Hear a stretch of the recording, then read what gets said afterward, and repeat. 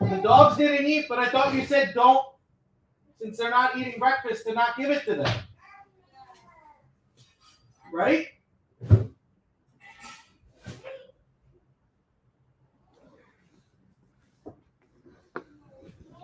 Didn't you say that last night? That they're past that? Really?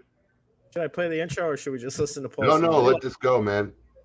We'll be with you, folks. Just enjoy Paul. Enjoy this. This is what we've been listening to for the last 10 minutes. Share out, Paul. Oh, yeah.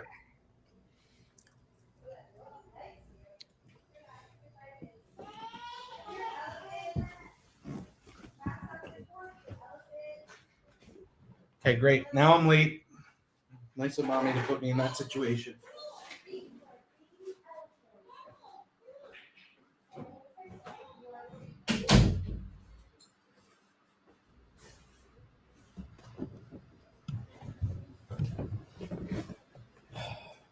You want me to run the info?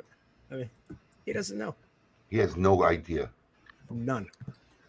We've been listening to this. If you can hear us out there, Paul DeGracco for the last 10 minutes with his kids. Yes, for the last 10 minutes. Welcome.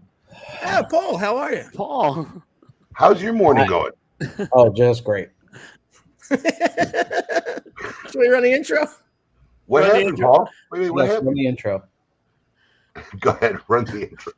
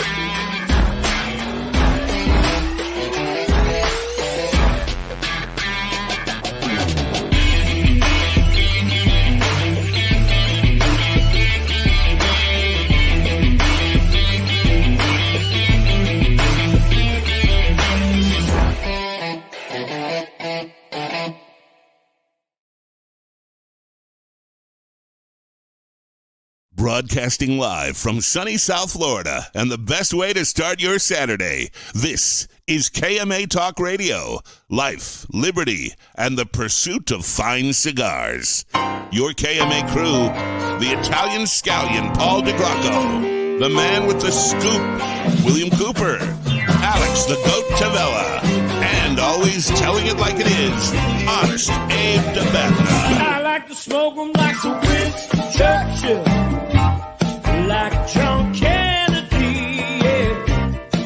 Remember Coach Red Auerbach, smoked up for victory, yeah. Well, you can take my wife, you can take my car, but you can't take my big cigar. My cigar. Good morning to all our loyal listeners, libertarians, and lovers of the leaf. This is KMA episode number 508. We are broadcasting from sunny South Florida, and I'm here always with my trusted gang, the man they call the GOAT, Alex Tavella, the guy who's always got the scoop with what's going on, William Cooper, and our favorite of all time, shameless Paul DeGracco. Man, you guys did me wrong. Oh, We did you wrong. We did you wrong. You left the mic on. Coffee! No, I didn't. Yes. No. No, I did not. Yes, you did. No, when you're not in the room, I'm going to show you. When you're not in the room, look as an admin. Everything gets muted. I was muted. You unmuted. Paul, No. no one unmuted you. I swear to God. No one. You made it live. You made it live. Oh, we made it live, but no one unmuted you. We were listening to But that you for a can good mute 10 yourself. minutes. By making We me were live, listening to it before it went live. Yeah. But you could have muted yourself. I didn't know it was live. I'm sitting here dealing with. Well, I mean, it was only fucking Child 10:02. What do you want us to do? The show goes on, pal. Coffee! I Woo! don't even know what was this constant battles going on in this household. Yes. I think You threw mommy under the bus. you threw mommy under yeah. the bus. Oh yeah. What about the drone? I don't know. Whatever it was. Whatever it was. That's mommy's fault. Yeah. Bobby. Oh, hang on. Whoa. I don't want to talk about it. I'm going to leave something. You know, it's funny. I was kind of tired this morning, but that got me going. It's all mommy's fault. making me late for the show. That's what I'm it glad I was. can friggin' help. What is it? What was it? It's all mommy's fault making me late for the show. That's the name of this Not what title. I didn't say that specifically. I said now I'm late for the show. Oh, believe Oh, no, me. there was a mommy in there. Listen. No, Oh, I yes. said- There was some mommies in there. I said it mommy's That was idea. definitely. I saw it come up on the. Yeah, I saw it come Don't up. worry. on I'll the, be clipping this after the show and finding. No, the real- wait, listen, we gotta talk. Well, I'm late. That's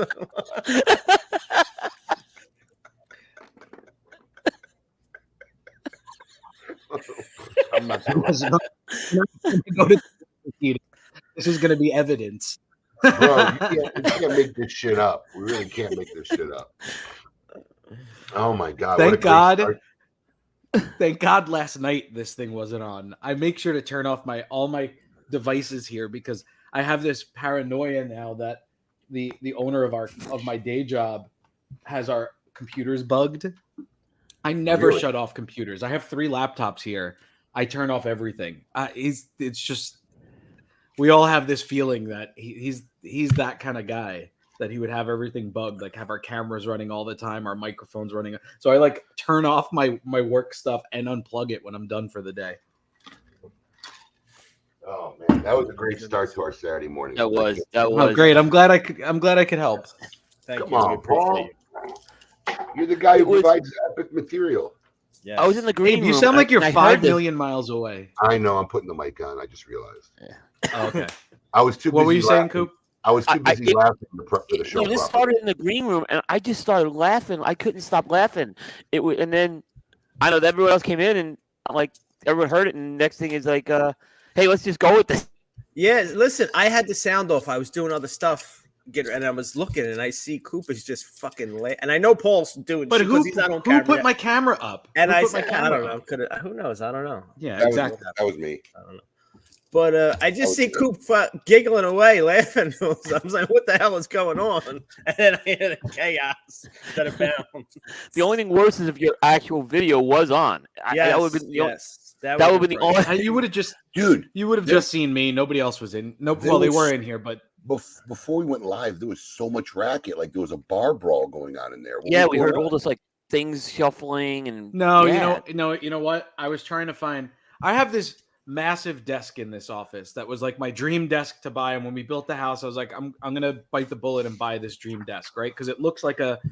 I'll send a picture of it one day, but it's like it looks like a presidential L desk. Like it's very executive looking, but it also has the side that goes up and down, like so you can stand and work. But I like those standing desks, but I hate the way they look. I don't like that modern look. Right. So, but the problem is that it is, I literally think it's like 800 or 1,000 pounds. It's ridiculously heavy. So when stuff falls behind, because it's right up against the wall here. So when stuff falls behind it, it's just lost. So I had Axel, I can't reach it. Axel has this Buzz Lightyear toy that's like a claw. And when stuff falls back there, I use the claw to pull it up because there's no moving this desk unless I have 3 guys here. And my wife's pregnant. She can't help me move it. So we thought maybe his drone was behind that because he keeps his drone in here because this is where we plug it in. And I was trying to move stuff around back there because there's like a plethora of stuff back there that's fallen over the last couple weeks. Coasters and paperwork. And I'm like, oh, shit, there's probably stuff there that I actually need. His work ethic fell behind. Very nice, Sean. But wait, why was the drone so important in this very moment?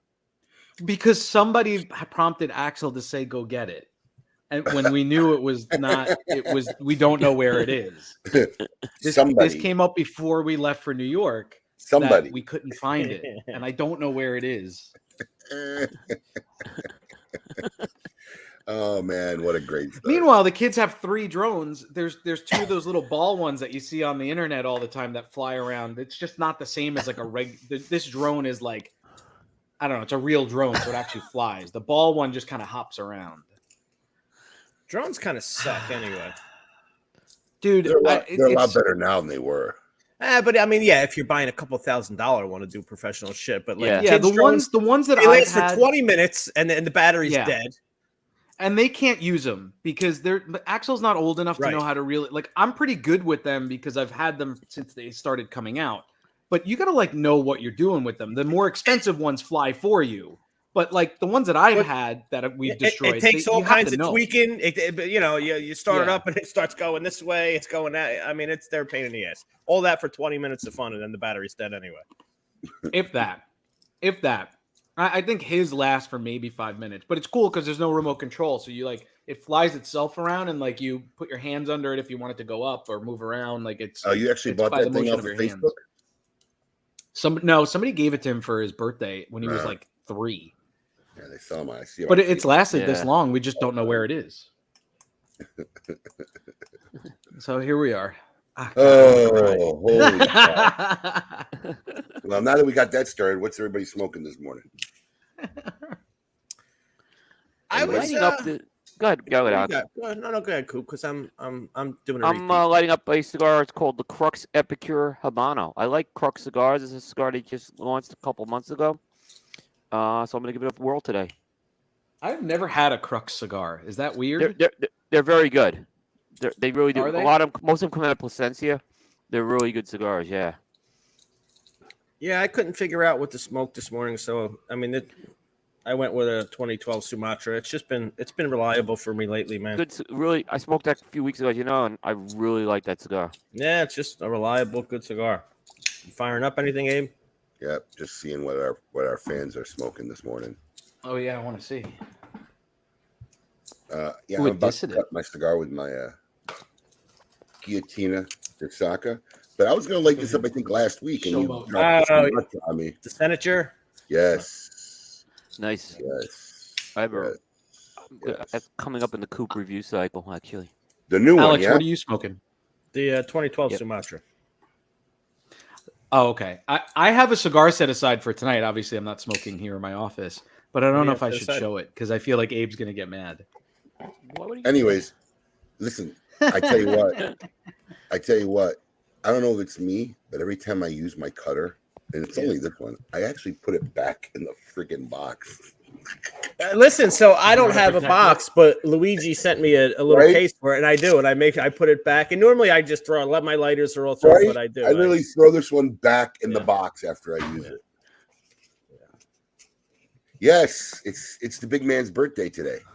Yes, Oh everybody. yeah, he was. is He's all grumpy already because people. Oh yeah, wishing him bright and happy early. birthday. I saw Right. that. Oh, yeah. Bright and early. Happy birthday. What'd you say? man. Don't say happy birthday to me? Of course. Yeah. Oh, it was an epic soccer post. It was Listen, just I an could epic. can't see. wait.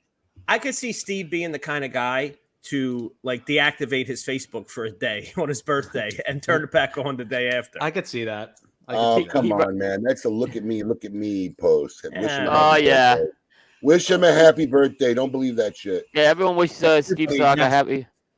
He wants you to Everybody. smoke a DTC cigar in his honor and post a picture of why you like that cigar in a cigar group or on your own timeline.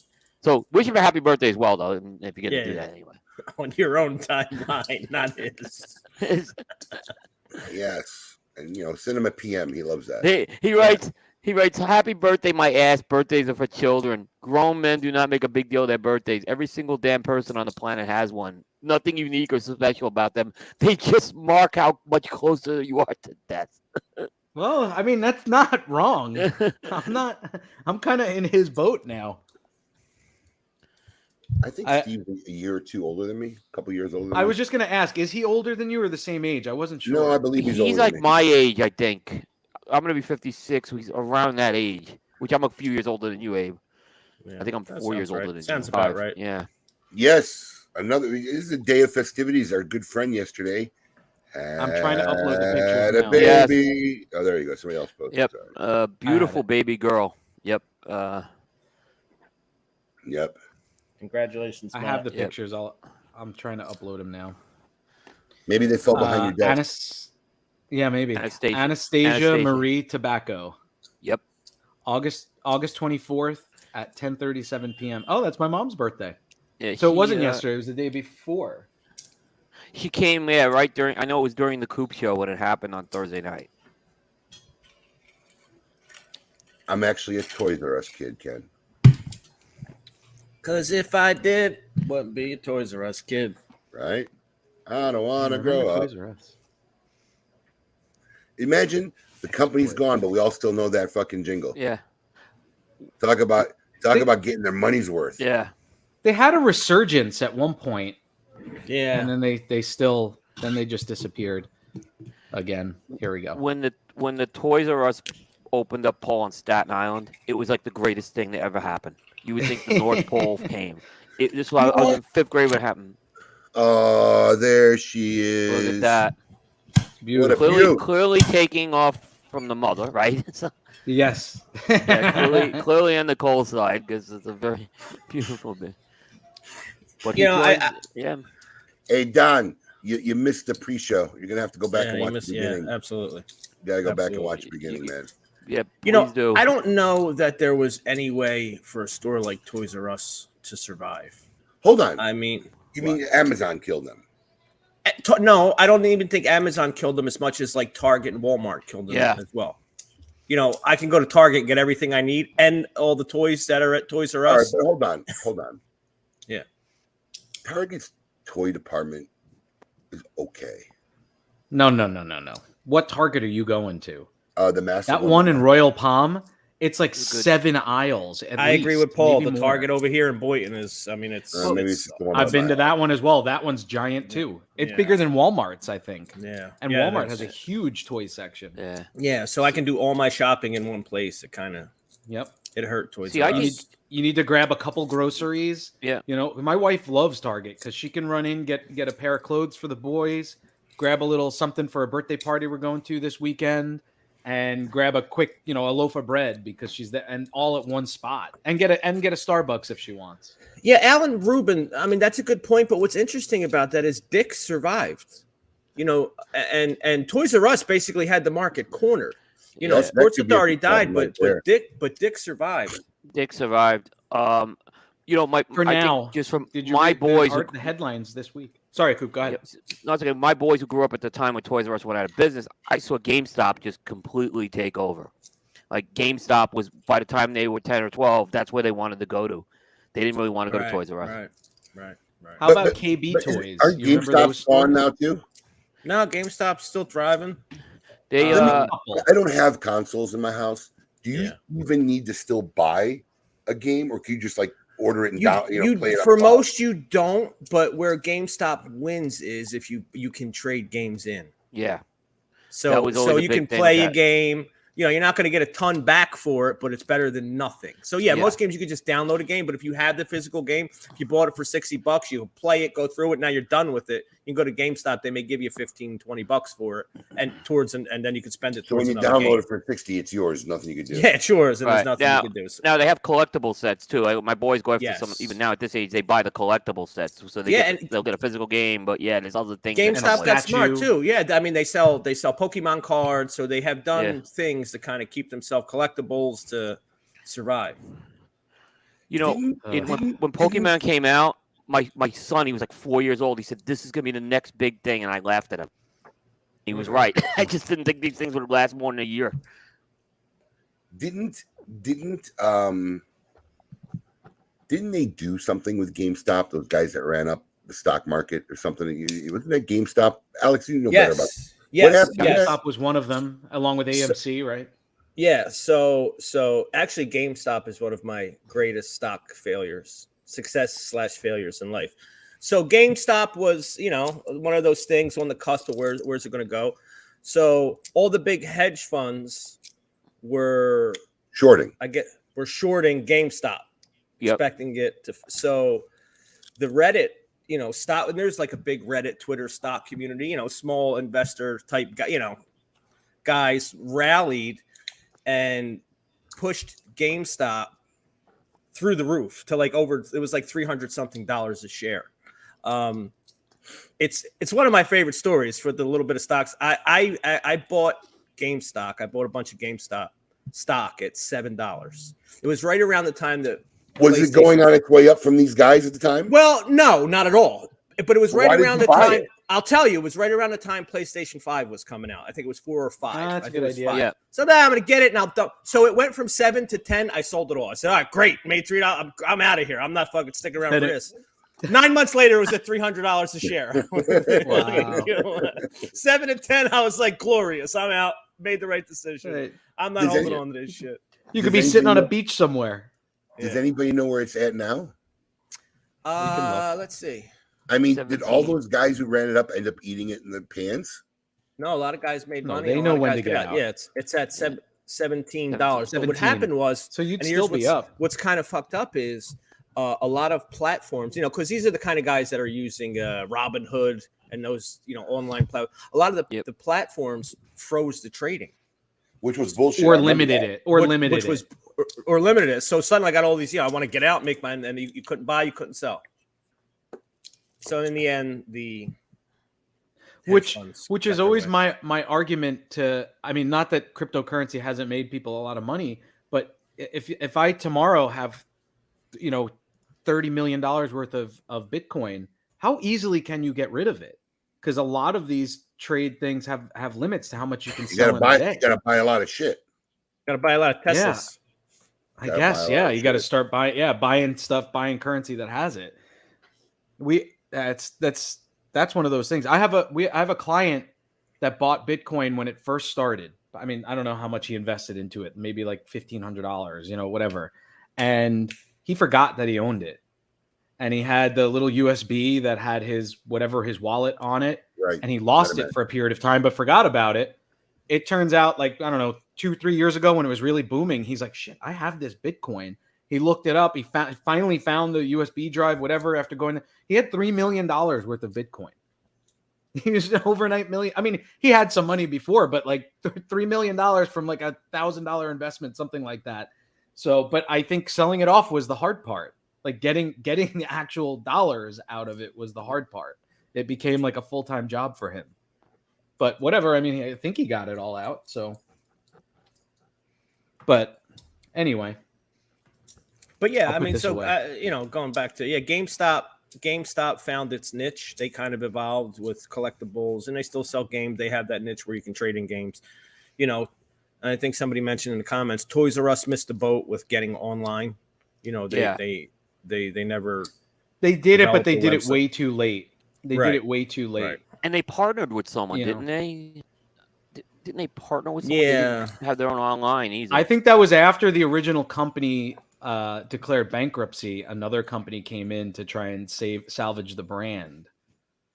But I don't know, that store in Times Square was pretty cool with the carousel in it. I mean, Toys R Us, KB Toys, those were stores I frequented as a kid. KB's not around anymore, are they? I don't think so. Wasn't FAO? They always seem to have the Schwartz cooler store toys. too? That was in Manhattan, yeah. I think it's back now, but it's just owned by a different company. So it closed, and then I think they're reopened now, Yeah. if I'm not mistaken. I mean- or online, or somebody bought them. FAO Schwartz was kind of like this touristy type of trade show. They had like overly expensive toys, rare toys, and they used it in the movie Big. It was a scene Right. in the movie Big, which was very famous. The big piano was set up there from that time forward. Everybody was, Right. playing Yeah. on it, like dancing on it.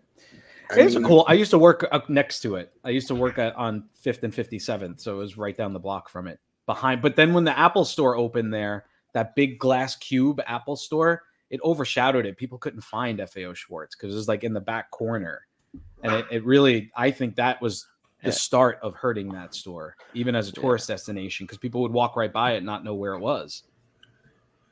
Paul, you worked right in the same neighborhood I was in for a while because I was on Madison in 57th. Yeah, I was there for a long time. Yeah. Even though I was IBM had that part time, building. That was the IBM building, yeah. I know it. I've been in that building several times. Is that the Yeah, one with next the to little Trump Tower. It connects to Trump Tower.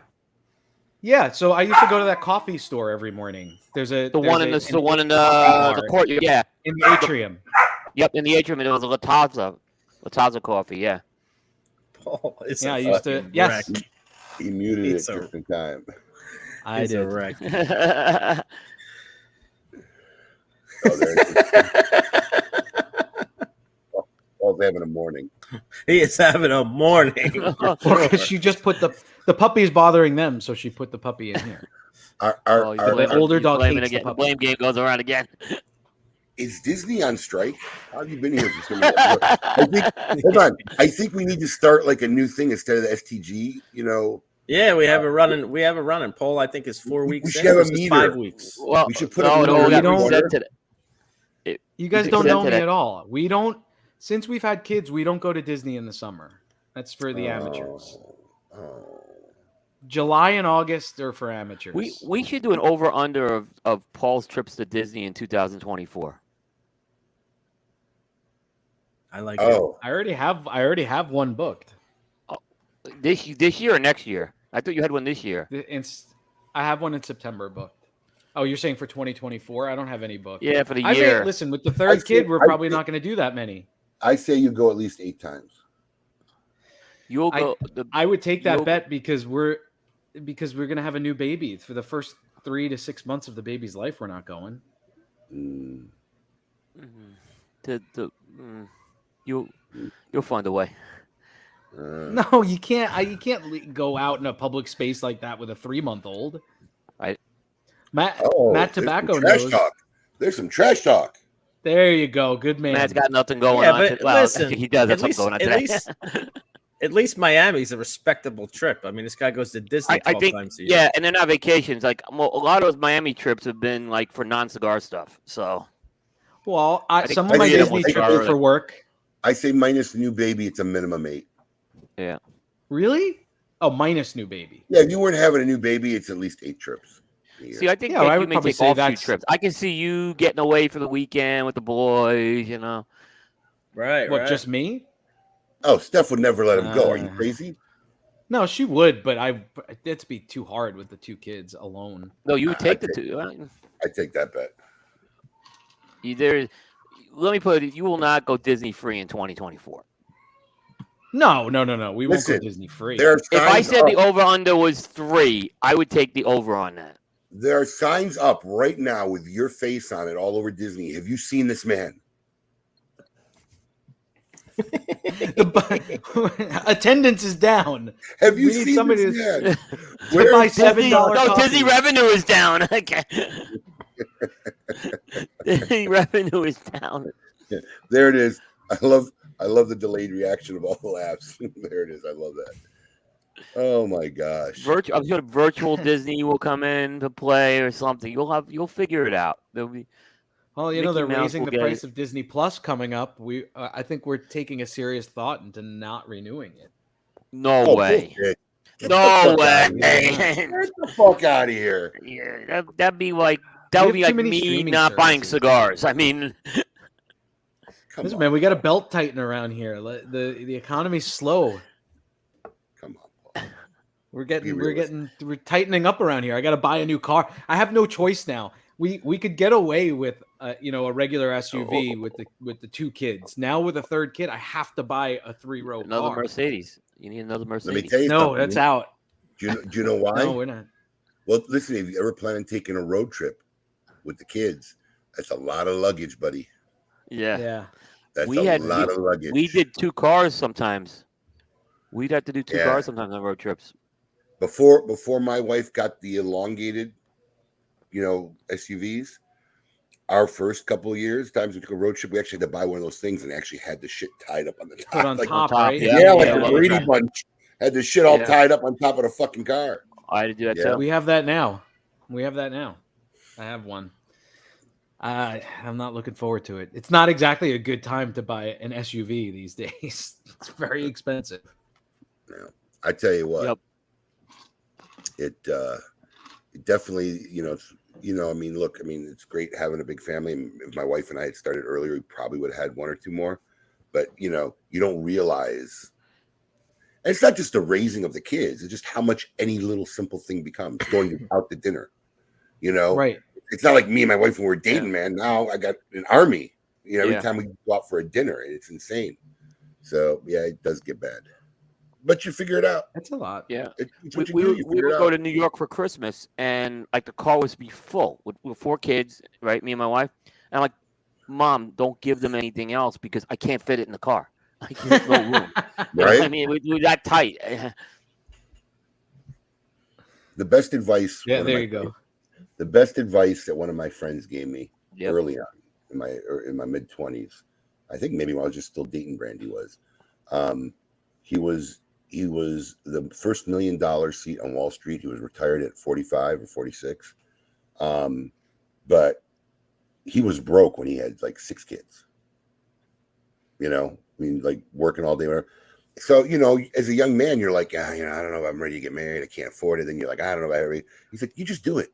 You figure it out. He goes, I was broke. I had 6 kids. We're, living in an apartment. He goes, you figure things out, And that was the best advice he gave me, because otherwise I might have procrastinated even a little bit longer. Oh God, yeah. I can Pretty good see. advice. I can see why having kids young would be great. Oh yeah, forget it. Yeah. You know what? I have this conversation with some of the younger guys. It's if you want to have a family, if having kids is in your, then it's just math. The probability of seeing all your kids get married, the probability of getting to know some of your grandkids while you can still walk and Right. do shit with them. It's all what it comes down to. It's math. That's really what it comes out to. I've kind of figured out there's a lot of things I won't get to see in Asher's life. It's just that's the way life goes.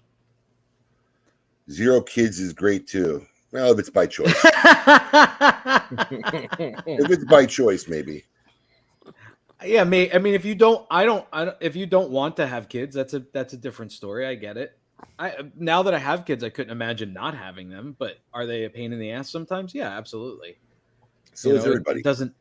So is everybody. Yeah, it is what it is. My oldest daughter woke up. I was outside in Lanai having a cup of coffee, going through the phone messages and stuff. My oldest daughter woke up first, comes downstairs, just hugs me. And she says, I miss you. I don't see you enough. Priceless shit, man. Priceless shit. And, of course, like I'm melting inside. I'm like, get away from me. I'm like, I'm not getting all mushy with her, man, but I'm fucking melting inside. What are you going to do? Oh, speaking, what else we got going on? Summer of Soccer, man. Woo, coming to a close. I Coming to a watched close, yesterday. Thank but Jesus. I think if it went on any longer, the warehouse people would go on strike. I mean, it was. It really was. It was, because it was just very intricate process. A lot of pulling, a lot of swag, a lot of missing stuff, a lot of shorts, a lot of selling out stuff. It was a lot of shit to keep track of what was going on, mixed in with their regular work. Yeah, none of those are easy orders either. They're all right? Like every order is complicated. I mean, it's not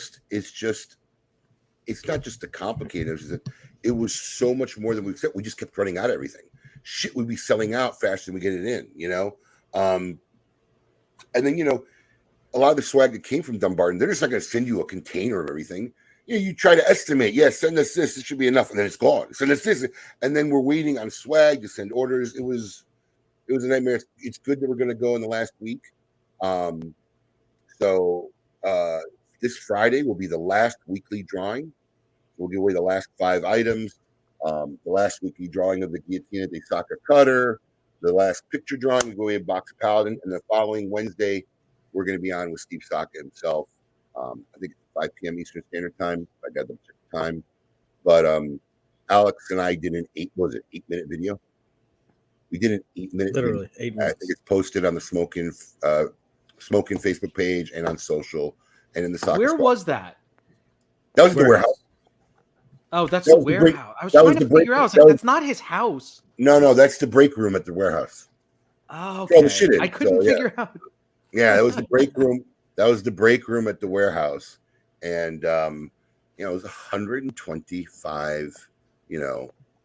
Pretty fucking epic giveaways. So if you haven't seen the video and you want to get a preview of all the stuff we'll be giving away not this Wednesday, a week from this Wednesday, just go to Smoking's Facebook page or Smoking Social if you're in the group. If you're not, join, check it out, Smoking Social on Facebook. Or we also post it in the Soccer Squatch page. But there's literally an 8-minute video preview. Can I ask you a question? Yes. Are you going to have a 6-foot Soccer Squatch as well, or is that going to be the only one that's here is mine? Away? Yeah. Okay. The one I didn't know if that was the one you were giving away. No, that one's still the guy who made it. In fact, listen, we were very clear when we put in the order. I wanted one as soon as possible, which I think he was like a week late delivering it. I think it was like the second week of the promo, or maybe second to third when we actually got one delivered here. And I told him, you got plenty of time on the other one. The other one I'm not going to ship till September. Yeah. The guy makes 2 at once. And he messaged me. He messaged me like 5 weeks ago. When can I ship this other one? It's sitting in my. I'm like, bro, I told you, you're going to sit there till September 6th, and then you can ship it. All right. So yeah, he's dying. At least he has it done. Oh no, it's done. It's done and ready to ship. So, in fact, I should reach out to that guy, make sure they're still there. Right. No, and the golden Soccer Squatch. I think I'd like the golden one. The 6-foot one is great if you have the space for it, but the golden one is, I don't know. That one's cool. You know what? It is pretty cool when you look at it in person. Whatever Steve did to make it golden, did a good job. It looks pretty cool. It was really funny. I was freaking out before we did the video yesterday. I thought it was all chipped up because all these little white marks. No. Yes, it was the foam. Yeah. Pieces of the white foam when you pulled it out of the box. It stuck to it. But yeah, I freaked out for a little bit. But we, Steve and I have been talking. Alex and I got some plans. I was telling people last night, it's actually going to be way better next year. And they're like, impossible. Coop, do you feel it's impossible to make it better? No. See, thank you, Coop. There's full confidence. I have full confidence. Yeah, it'll be actually better next year. It will be way more cool stuff because we like to learn as we go along. So cool shit. So that's coming to an end. What else we got going on? We had a pretty eventful. Oh, the NFT. The NFT. It was a rough week with me. I spent a lot of time in the hospital, so I really didn't get to probably pay as much attention. Alex was kind of sending me updates. You probably need to clarify that, Abe. Yeah, I wasn't in the hospital. Yeah. No. Yeah. I'm like, how do I not know? I was talking to you this week. No. Did you ever, Paul? Did you ever meet Sean Dennehy? I don't know. He's a short. Where would I know him from? Well, he's come to events early on. He hasn't come in the last few years, but he was a short Irish guy. Kind of really looks like a lawn gnome. And he was like, always dressed up, like always wearing like a button down shirt and sometimes a jacket, like no, almost like never he a was in jacket. But politics. no, never a that guy? jacket. But he was my first partner. He was in smoking and Yes, I may have met him once or twice. I think he came to my birthday party on a walker. Him and his wife. Oh, Fran. then maybe okay. Yeah, two old couple, but it really is crazy. He's 85 years old, and they found lung cancer, and the doc literally told him, "You had a great life." That's what the doctor was telling him. But they ended up doing chemo. They cut the chemo short, and he was going for the checkup, I guess, to do the follow-up to see how the lungs were. He collapsed going to the car. They took him to the hospital. The tests showed, they actually, when they got to the hospital, they test everything. The test showed the cancer was gone. All the cancer in his lungs was gone, but the guy's got pneumonia. And oh no. Yeah, man. I spent all day there. I spent all morning and pretty much afternoon there on Wednesday. And then I was there yesterday, and it didn't look better yesterday. So it was kind of a bittersweet week. Yeah, it was a bittersweet week for us. And it was right in the middle of everything that was going on with the NFT. And we're right, what? It's in the middle of the third one now. Third one, the hand is given away, which is Pete Johnson's, I think, favorite one. The bidding's been interesting this year, and I think the wild card has been probably some of the art right now is playing into it. Yeah, it's kind of funny because a few people who I know are bidding talk to me about they're actually interested in this one or this one. It's kind of yeah, that's the truth. Fuck cancer. I agree with you, buddy. I agree. Yeah, Tommy knows Sean very well. Yeah, Tommy That's very sad. He did live a good life, man. He was in the industry forever. Let's test Coop's memory. Do you know what Graybo is? Graybo. No. Yeah, this is before your time even. Yeah. Graybo was a big pipe company. Graybo Pipes. Okay. Yeah, he sold Graybo pipes in this industry for a long time. And then we actually met him when he became a rep for Balmoral, when Balmoral Cigars first came out. Now, eventually, Balmoral got acquired by Drew Estate, and I don't even know if they still have that brand. Maybe it was a distribution deal or something. But they sold SCG. Balmoral. Oh, Balmoral did. Yes. But when Drew Estate had it, there was a distribution deal, right? It was a distribution agreement, yeah. Yeah. So, coming Graybo, there it is, Alan Rubin. Graybo, yeah, Dr. Graybo. Doc Graybo. Yeah, that's why it threw me off. Graybo Pipes. I didn't even remember the word doc. So Sean was actually a rep when they first started. And it was the first time ever in the cigar industry because I came from the grocery business, that I saw a cigar company give slotting fees. You guys know what slotting fees are? Slotting fees. Okay, so it happens a lot in the grocery business. And mostly in the refrigerated and the frozen foods, because that space is so limited, right? Your freezers are only so big. So okay, I know. All these brands are dying and fighting for space in their freezer, right? If you ever watch Shark Tank, Mr. Wonderful will tell you, man, that's the worst war zone ever. You got a frozen product and you're fighting for space. But slotting fees is when a manufacturer will pay you a fee monthly or whatever to put a product on the shelf. To be in a good spot. Okay. Just to get in the store half the time. So Balmoral actually had a slotting fee. I was like, wow, I can't remember what it was, but you got to, it was like a few $100. It was nothing great, but you got to check every quarter if you kept 4 facings on the shelf. Didn't work out too great for them. A good plan. Didn't work out great for them, but good plan. Yeah. But sometimes for position, Ken, sometimes just for slotting, just to get in the store. So slotting's paid for placement. Exactly what it is. So so he was the Balmoral rep, and that's how I met him. And because I had moved down here and actually technically my second partner. I had moved down here and started working with the guy who started smoking originally, because I was going to open up one with him in Winnetka, Illinois, which didn't pan out. So I just ended up moving down here. And Sean was our rep. And then they either quit or they let him go. I can't remember. And then he wanted a part-time job. We gave him a part-time job at Smoke Inn. And then my partner wanted to get out. And Sean became my partner for like 4 years, maybe 4 years, 3 or 4 years. So, yeah, good guy. But he's been in the industry a long time. So he had a good life. I mean, I can't be, it's sad. It's sad. Right. I mean, you have to look at it that way. Yeah, no, I mean, listen, man. I mean, 85. It's no chump change. It really isn't. No, definitely not. But you know what? What this week taught me, there is something to say about people who just die in their sleep or just drop dead. I agree. Oh yeah, they're lucky. Yeah, see, I mean, I'm probably going to try to go out there tomorrow. Seeing somebody in a hospital like that's just awful for everybody. That's Abe, that's it's like part. It's like you mentioned to me earlier this week. Our longtime customer and friend Steve Brooks' mother has the best story ever. So this woman, extremely wealthy woman, they've done well for themselves in all life, but she was in her 80s. Went out to dinner with her friends, had a great night, drinking food, hanging out with her friends. Got in her car to leave, died in the parking lot. Yep. Wow. Never started the car.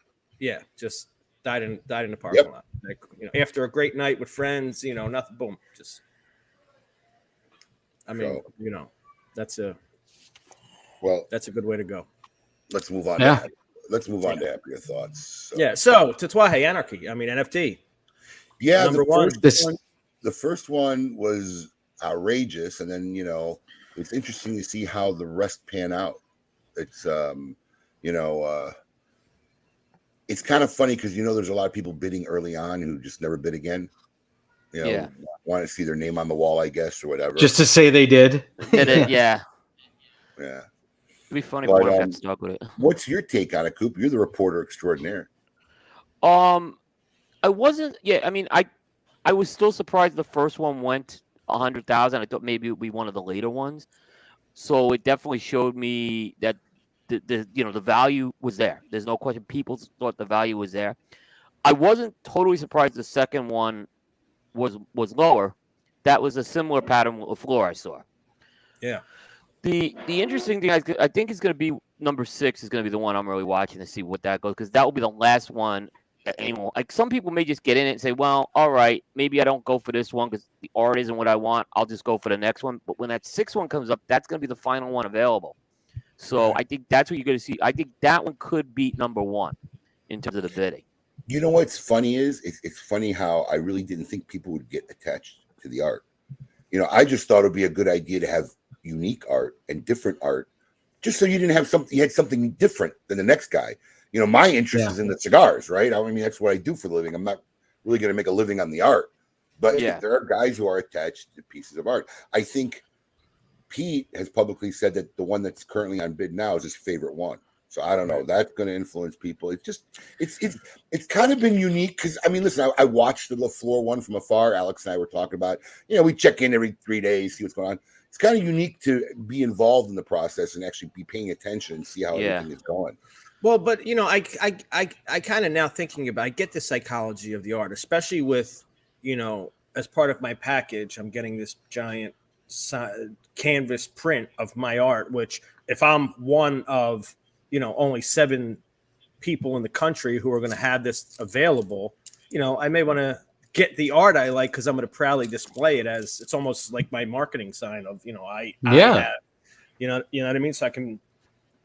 There's where it was different than LaFleur, where it was just 7 of the same pieces. So I don't know, Dan, if they'd be pissed or not, because I think watching the LaFleur thing, they kind of know it's going to fluctuate, right? And there's something to having number 1 too. I think there's but I thought number 1. That's why I think number 1 is so high. There's something. But I agree with that comment. I still agree with that comment. Why would you pass on number 2? You bid 98,000 on the first one. You could have had the second one. I is it that much in the end? Is anyone really going to remember that you have one of one? I don't know the value you're getting. I don't know how it works in the NFT world. If that has anything, but I tell you where it will have value. But I tell you where it will have value is because I've said this too. if I had number one, because we're NFCing these boxes, so there'll be Explain a NFCing real quick. So it's just it's a chip that's added to every box that will give it its date of shipment, its history, what actual number box it is. So 3 or 4 years down the road, you can actually say I have box number 1. So that guy who won the first NFT is going to get boxes 1 through 15.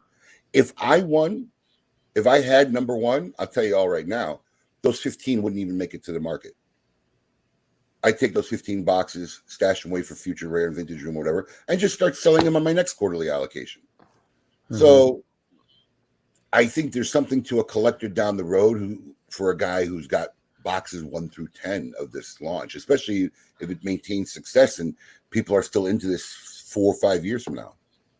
Because we all know that Pete has hardcore collectible guys. He's probably, if you look at people in the industry of people who hunt down and try to collect stuff, he's, one of the most well known for that. So the floor one averaged about 80 to 7,000 for the 7 they did for 87,000. So right now the smoke in one's right at that point for number so far. So we'll see. I have a feeling the next 3. Just based on the art, I'm just basing it on the art because I think that's actually, like you're saying, I think that's actually a factor, like people liking, a particular brand of art. But based on the first one, I think that especially number 4, I'm going to go out on a limb and say that number 4 goes for higher than any of them. I think number 4 is the piece. Yeah, I think that's the piece that will resonate, that people will really want to get. The rest of them are really cool. Don't get me wrong. I especially like the gas mask one. I think that's cool. But I think it's funny. That was my least favorite one. I love the punk. Which one? The gas mask? Yeah. The gas mask is that's the 6. I really like the gas mask one. I think that one's cool, but I really like number 4. But that's the thing when it comes to this. I literally gave myself number 7 because there was nothing unique about it. It was just the Anarchy logo that we've been using for 13 years, right? But it's still cool, man. Well, it's just a logo. I mean, I had an artist really create 6 unique pieces of art, which I thought were cool. And there are people who think number 7 is their favorite. So it's one of those things you just can't. And art's in the eye of the beholder. Yeah. Look, number 3 is interesting right now because it's actually currently higher than where number 1 was at the same time frame. Because this doesn't end till tomorrow. That's the one part I don't like about this. If I could have redone it, we didn't need it in 2 days. Yeah, dragging. I mean, because guys jump in early and then all the action happens in the last. It's like the last hour. Yeah, just make it a 24-hour one. Yeah, and then then it's not. It's not even 48 hours. It's 48 hours plus when there's no more bids after 10 minutes. Well, I get that part because they don't want somebody like on a keyboard waiting till there's right. I get that too. I think that's fair to do it. Yeah. So that I get that part. I can almost understand. Once a guy says, "Okay, I've reached my cap," and another guy wins, I'm all right with that. But the 40 hours is just fucking long. Yeah, I thought so too. It's a long period of time. Yeah, I thought so. It is a long. Yeah, so like I said, it's just some of the bidding patterns. I guess there's things I don't understand about it. But here's my question to you, Abe: aren't these all really one of ones in the end? Like there's 6 one of ones being sold. So does it matter that you have number 1?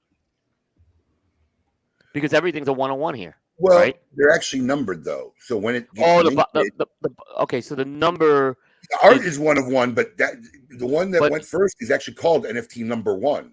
Got it. So then you say you have NFT number. Okay, I get that. Yeah. So if you're, and this is strictly on the digital. Yeah. art So side. not only is you're getting NFT number 1, you're getting boxes 1 through 15 on your first. So it says it on there that you have NFT 1 of okay. Yes, and the boxes. So my allocation in this quarter when they ship will be boxes 90 through 105. That's going to be the first batch I get. In the end, if you're a retailer selling a cigar, unless you're selling the whole box, no one's going to know. No, but there are going to be collectors looking for boxes. And I think I think I would at least box 1 through 10. Yeah, I was going to say at least 1 through 10, 1 through 5. I'm holding on to because that box number 1. But you also know how. And listen, we've been in the industry a long time. I have a rare and vintage room. Everything in there is priced way more than when it originally came out because some of this shit. I got OG Partagas 150s from 1995. So there is also a value to say, hey, this box is from 5 years ago. Yeah, You know, instead of ones that are just landing now. I mean, we all know that. We see there's actually a store in Europe, in England somewhere, I think, that basically specializes in all their shit they sell in there. They have a room that's all like 5 to 10 years plus of age stuff. There's just regular production stuff, but they sell it at a higher price. So, I mean, there is a collectability of people who are looking for stuff that's dated and longer and aged and whatever. So, you know, it's going to be one of those things. You know, I was telling people today, the success is not in the auction. It really isn't.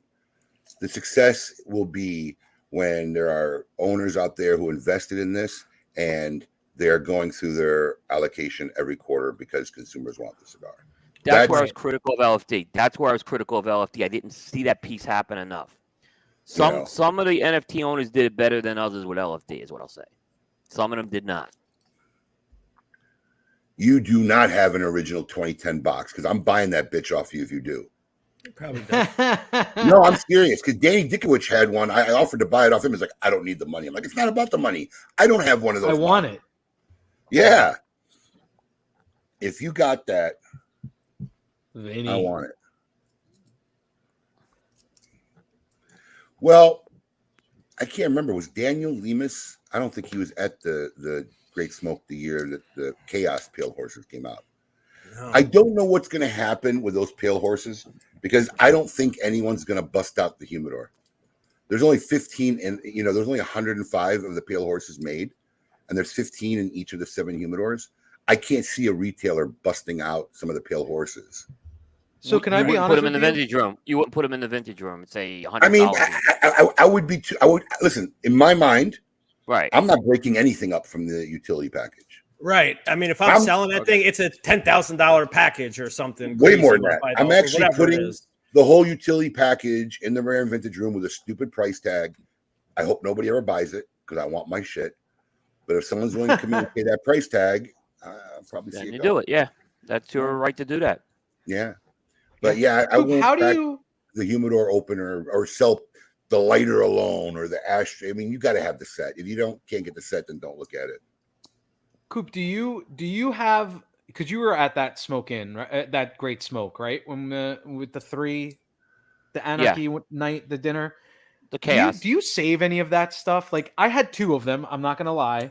I was given another one, and those 6 cigars, I maybe smoked in the first. I mean, listen, maybe it was 6 months before I went through all of them, but they're gone. I don't know how people. I did smoke them. I did smoke.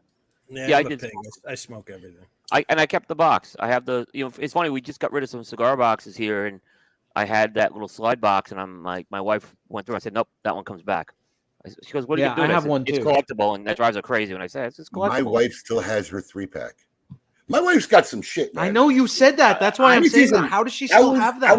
I was on the whereby last night, right? I broke Eli Sarge and Michael Rimmer. They do this thing where they just get together on FaceTime and have a cigar night, and they invite me every now and then. It's just the 3 of us. I'm like, have you guys ever been in the whereby?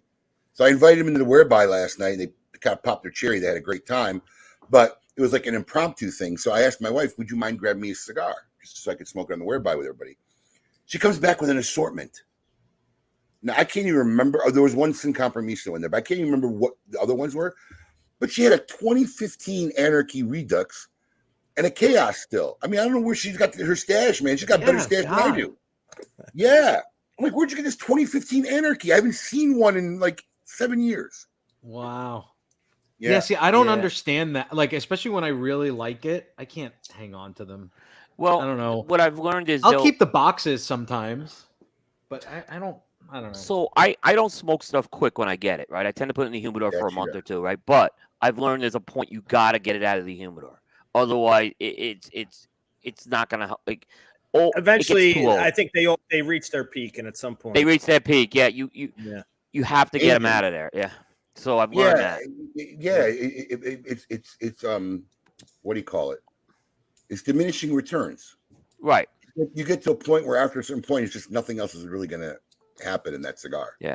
Well, that's funny because Abe was kind enough to gift some cigars to my wife and I for our wedding.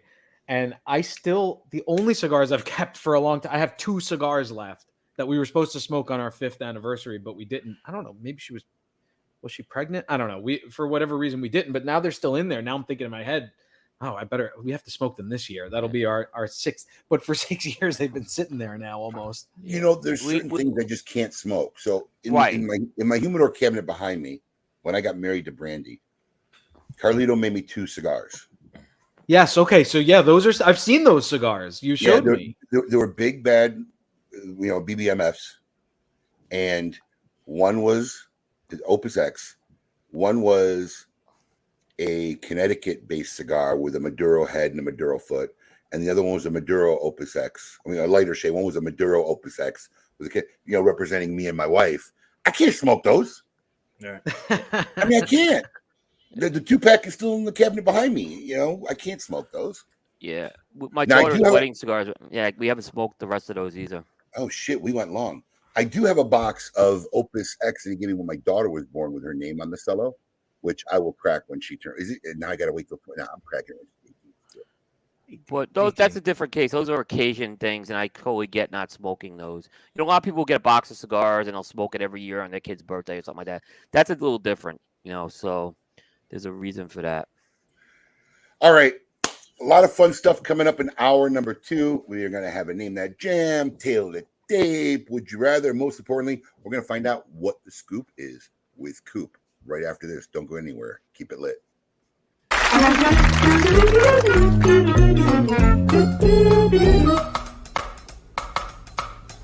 Phenomenal. Phenomenal. Phenomenal. Phenomenal.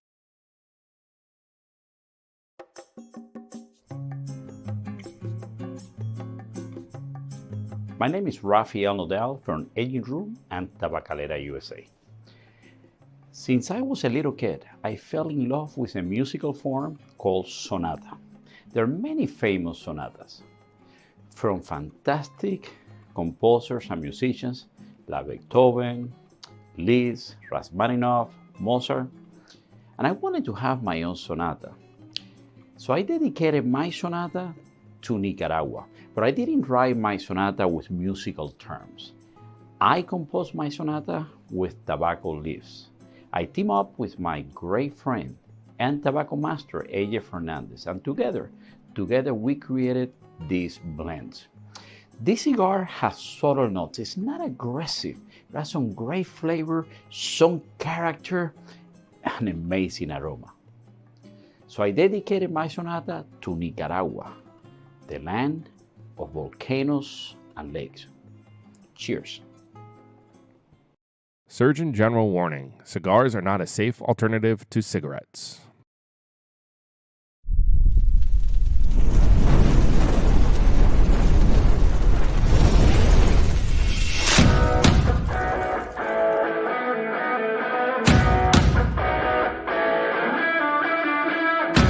Honesty and Agree with the GOAT to tell you about Smokin's Cigar of the Month Club. Alex, tell our fans out there why our club is the best darn club out there. Absolutely. I'll tell you why. Because every month I personally handpick 5 premium cigars. No filler, no fluff, no fugazis. These are all premium handmade name brands that you can find in any brick and mortar store in your area. All delivered to your door for $34.95. And our average monthly retail value since the inception of our club has been almost $57. Another great feature of our Cigar of the Month Club, Alex, tell them about the ease of our Cigar of the Month Club. I'll tell you, I hate subscription services. It's always a pain to cancel them, turning them on. We've made it super simple. All you gotta do is log into your account. There's a little green button there. If it's green, you're active. You want to take a break, you're going out of town, simply hit the button and you'll deactivate your membership. Want to turn it back on? The exact same easy process. You can turn it right back on. We've made it that easy for you. Another great feature is our Double Down Club. Alex, tell them about the Double Down Club. We had so many of our members reach out to us who really enjoyed our selections every month that they wanted to know there was a way they can get 2. And we've made that very simple. With a simple check mark, you can get double this great selections every month and save $10. Does our club have perks? Of course it have perks. You want to tell them about the perks?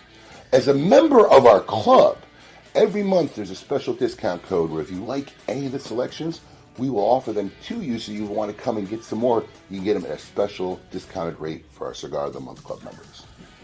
And finally, expedited shipping. Tell them how fast we get the stuff out, Alex. We get the stuff out on the 28th of every month. Our membership bills on the 28th, and we get every member's package out on the 28th if it's a shipping day. 5 great reasons on what makes Smoking Cigar of the Month Club the best club out there. Check it out. Peace. Hey, I really appreciate you doing the video with me. Thanks. Oh yeah, you're welcome. I mean, you didn't let me get a word in, but whatever. What? Well, great. It's perfect.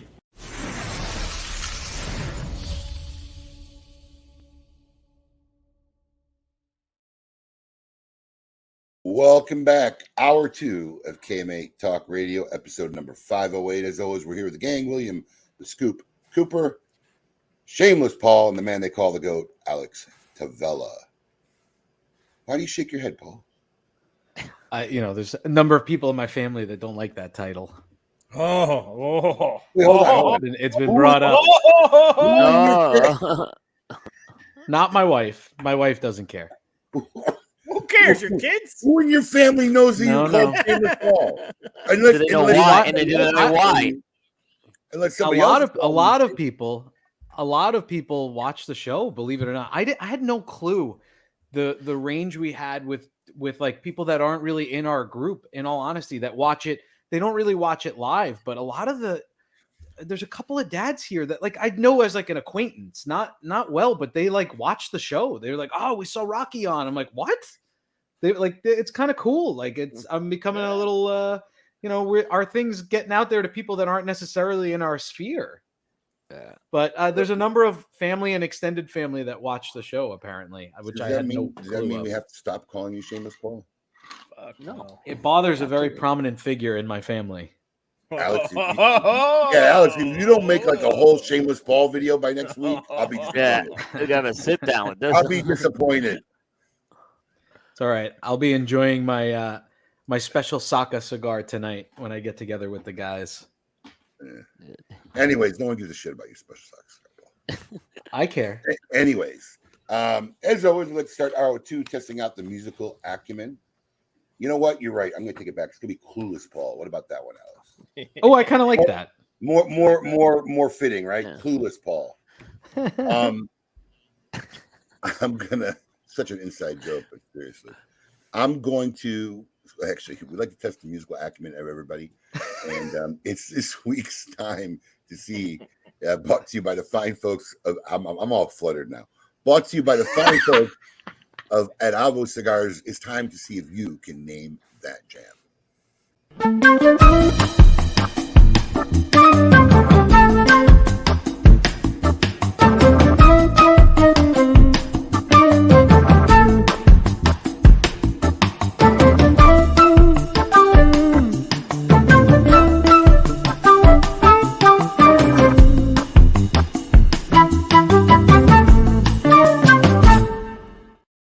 I'm just curious before we start this episode. Like I was not able. Why? It's not about you, Paul. It's not always about you. Okay, good. I was unable to be on our weekly meeting, pre-show meeting. I had a crisis going on, so I started, and then I had to get off and deal with the phone. And I kind of got back on about 20 minutes later, and like, oh, we got to cover. What did you guys cover? There's literally his outline is completely blank. Why even? There's not one topic. There's not one fucking topic on this outline. It's literally blank. Yeah. Why? And yet we still filled the first hour. In my office? Why even bring it in my office and put it on my desk? What the fuck do you guys do for 20 minutes? You asked for it. You asked the NFT. We were talking the NFT a lot. Yeah, NFT was on the outline. That was the only thing. But that's what we talked about a lot. Not one topic, hour two, not nothing. But you guys were on for 20 minutes. What did you guys do? We were arguing. I was arguing. I was arguing we were talking about what's called a chess statement. Yeah, I was making. That's right. We can talk about that after this. Yeah. All right. So this is my third week doing Name That Jam. Not only chess, but this is the third week doing Name That Jam, and It's not. I'm telling you, I'm having a little bit. Doing a good job. You're doing a good job, Abe. I had to bring somebody in the office. I'm like, is this too obvious? But we're gonna see. I think I might have got a good one here, but it's time to find out if everybody out there can you name that jam.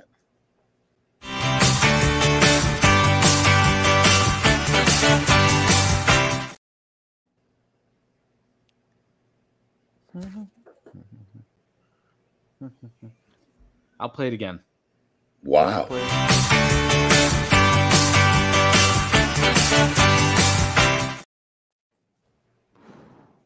No. I need like really, 2 more seconds. It's really such an it's such an audio illusion when you're doing this because you know the song.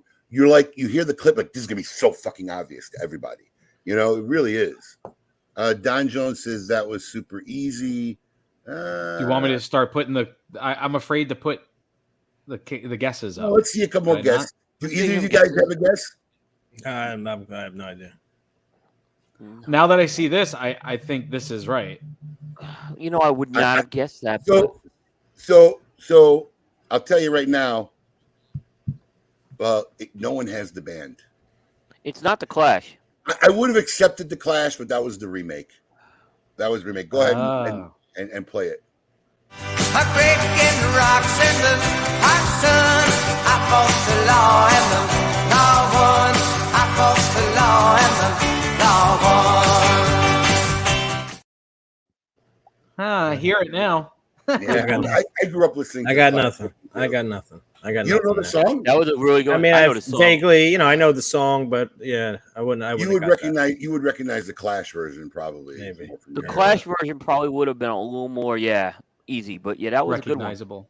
So let me ask you, because I was thinking about this when I did this.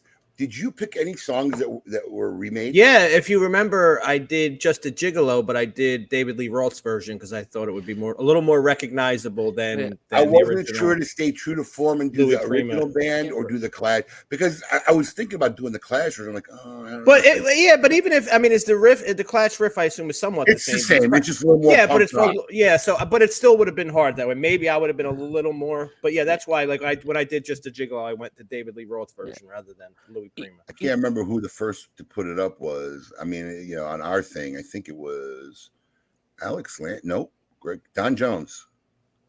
Yeah, Don Jones. He said it was easy. A lot of music from like the 50s and especially the 60s, there were a lot of covers back then because that's the way they kind of sold music back then. Is these songs were passed around to everyone. That kind of changed in the 70s where they got away from it a lot more. But you'll find a lot of songs that came out in that era were covered by many, many artists. Yeah, I grew up listening to the Clash version too, Michelle. Absolutely.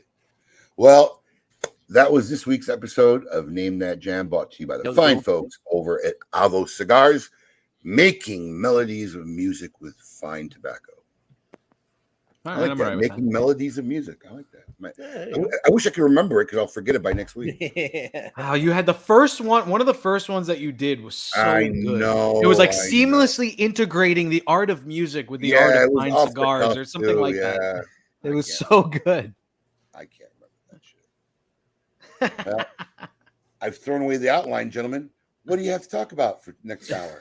Well, yeah. So what we talked about. I really want to know what the discussion was. For a 20-minute it wasn't really an argument, but I made the statement on Facebook that Magnus Carlsen is the greatest, we'll say champion. Some guys don't want to use the word athlete, but we can argue that too, is the greatest champion in individual sports ever. Okay. So you consider people who play chess athletes. But you said athlete. Well, that's what we were arguing. But you know what? I feel like I'm okay with that. I'm okay with that. Yeah, and I agreed with you on the. You're okay with calling him an athlete, or are you okay with? I'm okay with calling them athletes. So there's been studies that chess players at the top level can burn up to 5,000 calories during a classical chess match, which can go up to 8 hours. There's been world championships that have been stopped because guys have lost so much weight. Now, if you want to make the argument they're not athletes, okay. I mean, well, then you kind of have to make an argument of our race car drivers, athletes. So by definition, if we want to use that as any kind of That's metric. what we were doing yesterday. I was A bringing up the person who's definition. proficient in sports and other forms of physical exercise. And I think Correct. that's the key word to an athlete is there has to be some form of physical yeah. exertion. There's physicality involved. Yes, Again, physical exertion is it. I understand that, but my statement to that would be that a chess player at the top level can burn up to 5,000 calories. Still no physical Should exertion. start playing chess. What do You mean? burn How's it not- you burn calories. I'm burning calories sitting in my chair right now. I understand That's that. where But I you're was- not burning there's a physical stress on your body of burning 5,000 calories during a chess match. Yeah, I think that's going to be a tough argument to win. Yeah, Alex Lancaster, they run to the bathroom, sure, but you know what? A football player runs to the sideline for half the game. You know, a quarterback runs to the sideline and sits on a chair. Are they an athlete? I agree. I agree with Ken here. Now, look, if you want to make the claim, Of All right, course, so listen- of course, Ken would know. but I will, even if I concede the athlete part, like I mean, a chess is a sport. If you want to go by definition, their International Olympic Committee defines chess as a sport. So even if you want to say sportsman, and that's why I changed it from athlete to champion. In my opinion, Magnus Carlsen is the greatest champion, greatest sportsman in all of individual sports.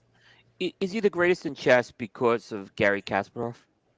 Because Gary yes. Kasparov is real. Okay, so you'd say he's ahead of because he was. Wasn't he the one I guy would held say- number one longer? Gary Kasparov. Yeah. Yes, but Magnus Carlsen is still number one today at a wide margin. So his Right. he just won the 2023 World Cup, which is the chess World Cup's like any other. It happens every so many years, and that was he's won every tournament there is in chess. He's been the world champion of chess, the Blitz world champion of chess, the Rapid world champion of chess simultaneously. He's held the Triple Crown. He's been the number one ranked player, and I got a little bit of feedback and debate back and forth, but he's been the number one ranked chess player in the world since 2011. Tiger Woods didn't do that. Kelly Slater didn't do that. Serena Williams didn't do that. To be world number one in your sport since 2011. But that's the advantage of it not being physical. There's no really wear and tear on the body. You could be a chess champion at fucking 70 years old. Abe, you don't remember shit you remembered at 20, bro, and 25, and you know what I'm saying. It's the younger guys, and guys are getting better younger to still be at this level. You can't take away. Think about your mental capacity at 50 than it was 20 years ago. So your brain. How old is Carl Magnuson? I think Magnus 30s. is in his 30s. But look, here's the example. The kid he just beat in the World Cup was 18 years old. So an 18-year-old kid played in a final with Magnus Carlsen. These guys in their 20s, 30s. So, and point being that his legacy hasn't ended yet. It's not like he's been toppled. This guy's going to be number one for years to come.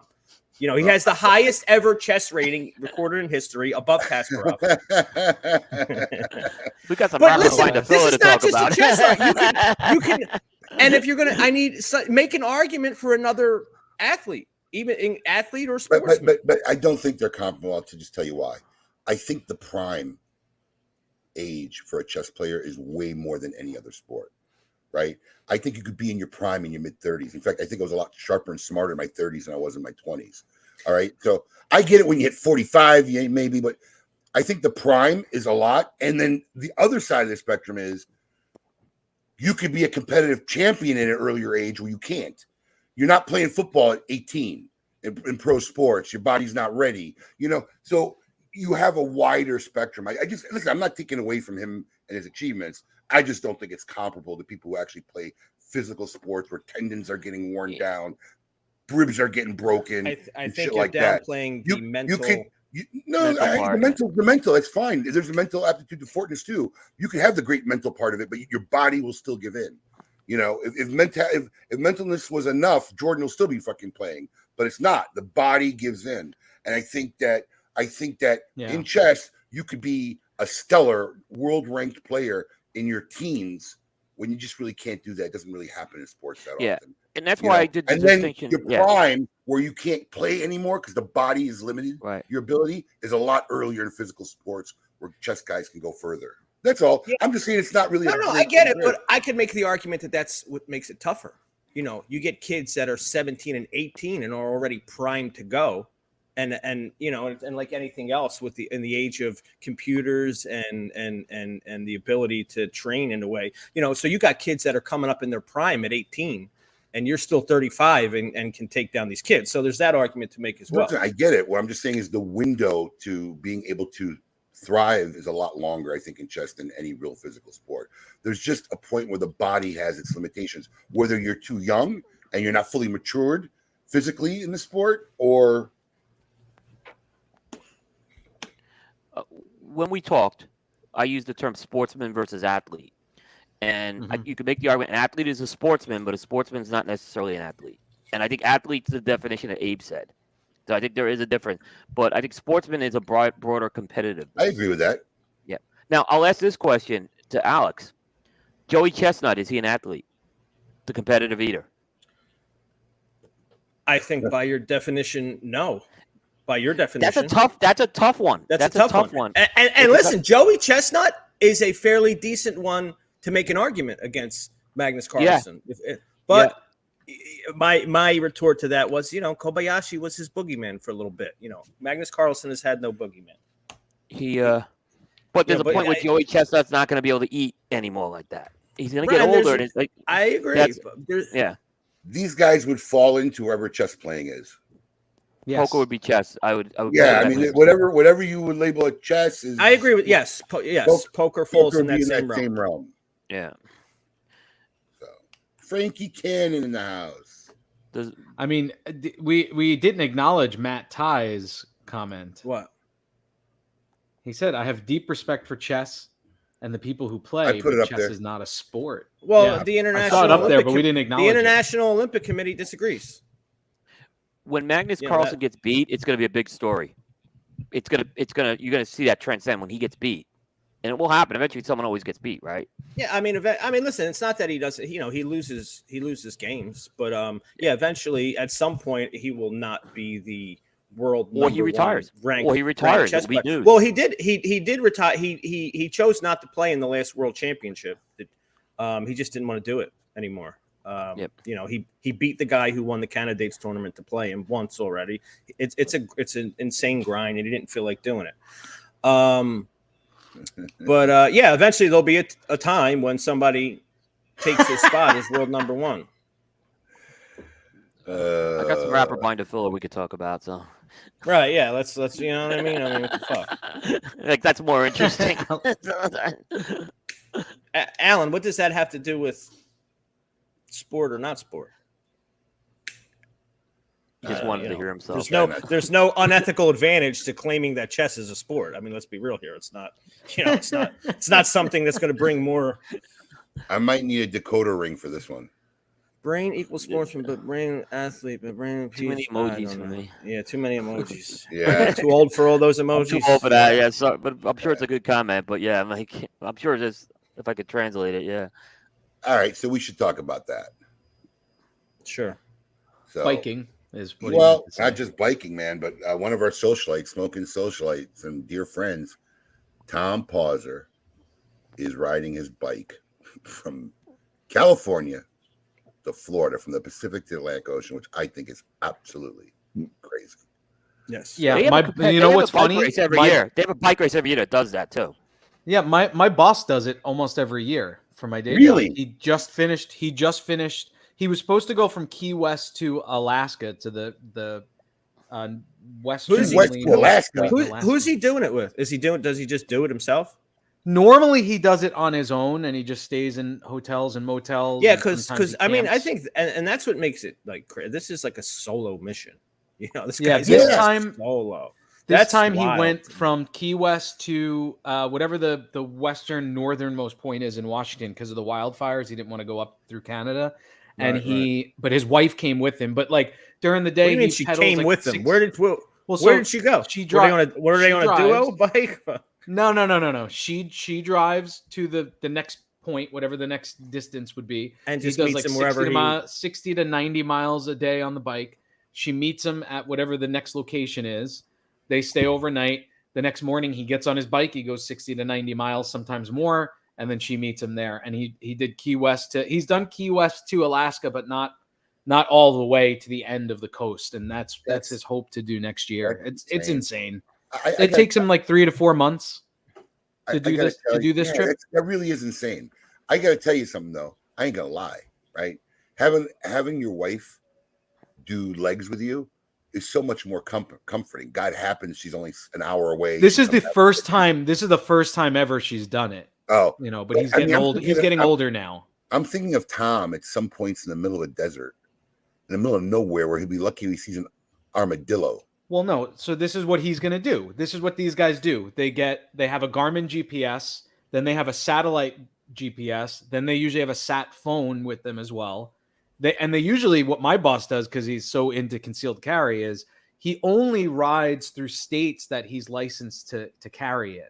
So he wears a jersey that I made. I designed the jersey that says armed cyclist on it with a big gun with a green circle around it. It says armed cyclist, and he carries the entire trip. So you'll see, like, in his trip, like he'll weave in and out of certain states because he's not licensed to carry in those states, but he's licensed to carry in like 46 states, I think now, something ridiculous. Whatever the most is that you can do without being a resident in them, he's licensed to carry. But like, he doesn't go through California, he doesn't go through New York because he can't carry there. Yeah, Dan, that's your big setback, the time off for work. That's the big setback for you, Dan. That's the only thing stopping Dan. That's the only thing stopping you from doing this trek. That's fucking Kent, I'm not saying it's easy. I'm just saying I know somebody that's done it. It's grueling, it's awful. I don't get it. I give credit to people that want to do it and accomplish something. I mean, it's definitely an accompliment, but I have no desire to ever do it. Thanks for taking the segment and stealing Tom's thunder. Yeah, Dave. But kudos to Tom, and he's also, it's amazing. Every 500 miles of his trip, he's donating a pack of a 5-pack to Cigars for Gunners that we will match. Anybody buys a 5-pack for Cigars for Gunners, and Eric Espinosa has had some cigars that he had made for this. Fueled. We don't even have any here. They came straight to the warehouse and went gone. You have one? No. You don't even have one either. Yeah. Fueled by Cigars, the Alaskan Outpost. It was made by Eric Espinosa, and there's only a limited amount. It was a small run, and when they're gone, they're gone. Awesome. Some people have been buying them, and some people have been donating them in the spirit of what Tom was trying to do, going coast to coast. Yeah, he'll burn more calories than a chess player. Damn right he will. Yes, he will. In a month, yeah. Do you guys know what the record is for going transcontinental from the West Coast to the East Coast? On a bike? No. On a bicycle? No clue. It's 7 days and 15 hours. They have a bike race every year called Race Across America. Wait, hold on. Yeah. Hold on. How many miles do they have to bike in I mean, one seriously, day? are you telling me some guy rode from Pacific to Atlantic in 7 days? 7 days, 15 hours is the record. Yeah, it's called Race Across America. They ride. Wait a minute. Non-stop. Isn't that a Sinead O'Connor song? No. Isn't it? Oh, that's that song. It's been 7 hours and 15 days. Sorry, yeah. Yeah, you're right. Yeah, that's what I was going.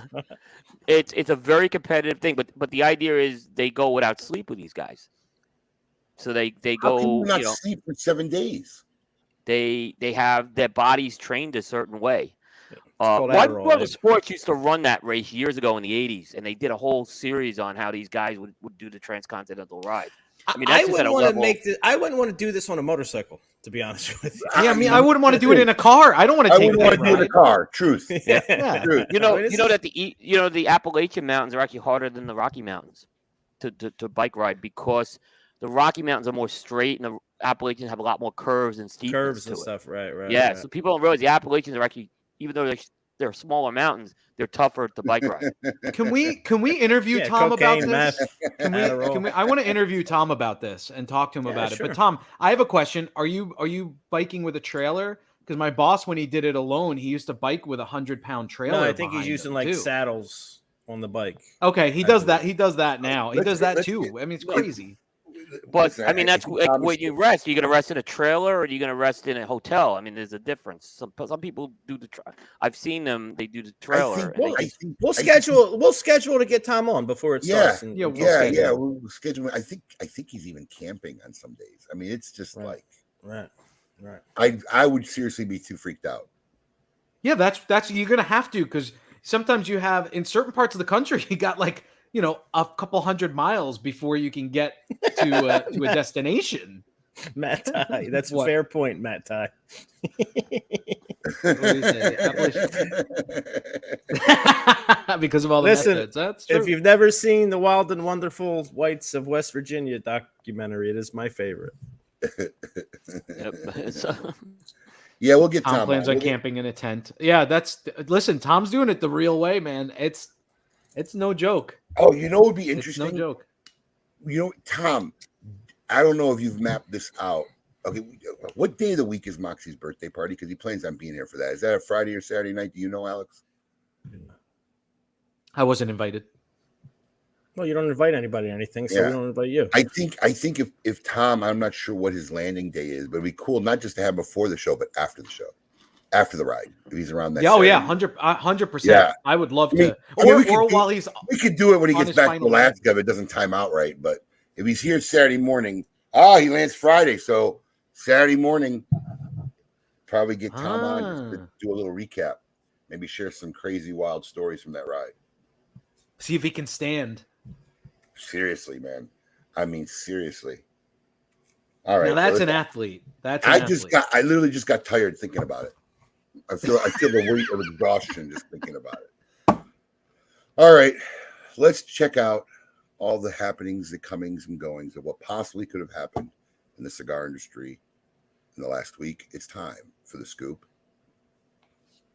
Hitball with Coop.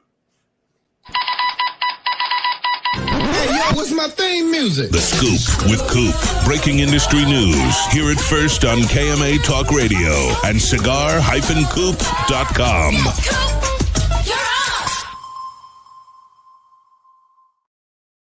This would actually be kind of funny. Dude, I would love to do that. But as long as I get like a hotel room and a car or a plane to get there, I ain't biking anywhere. We're going to drop you in a chopper in the middle of the desert.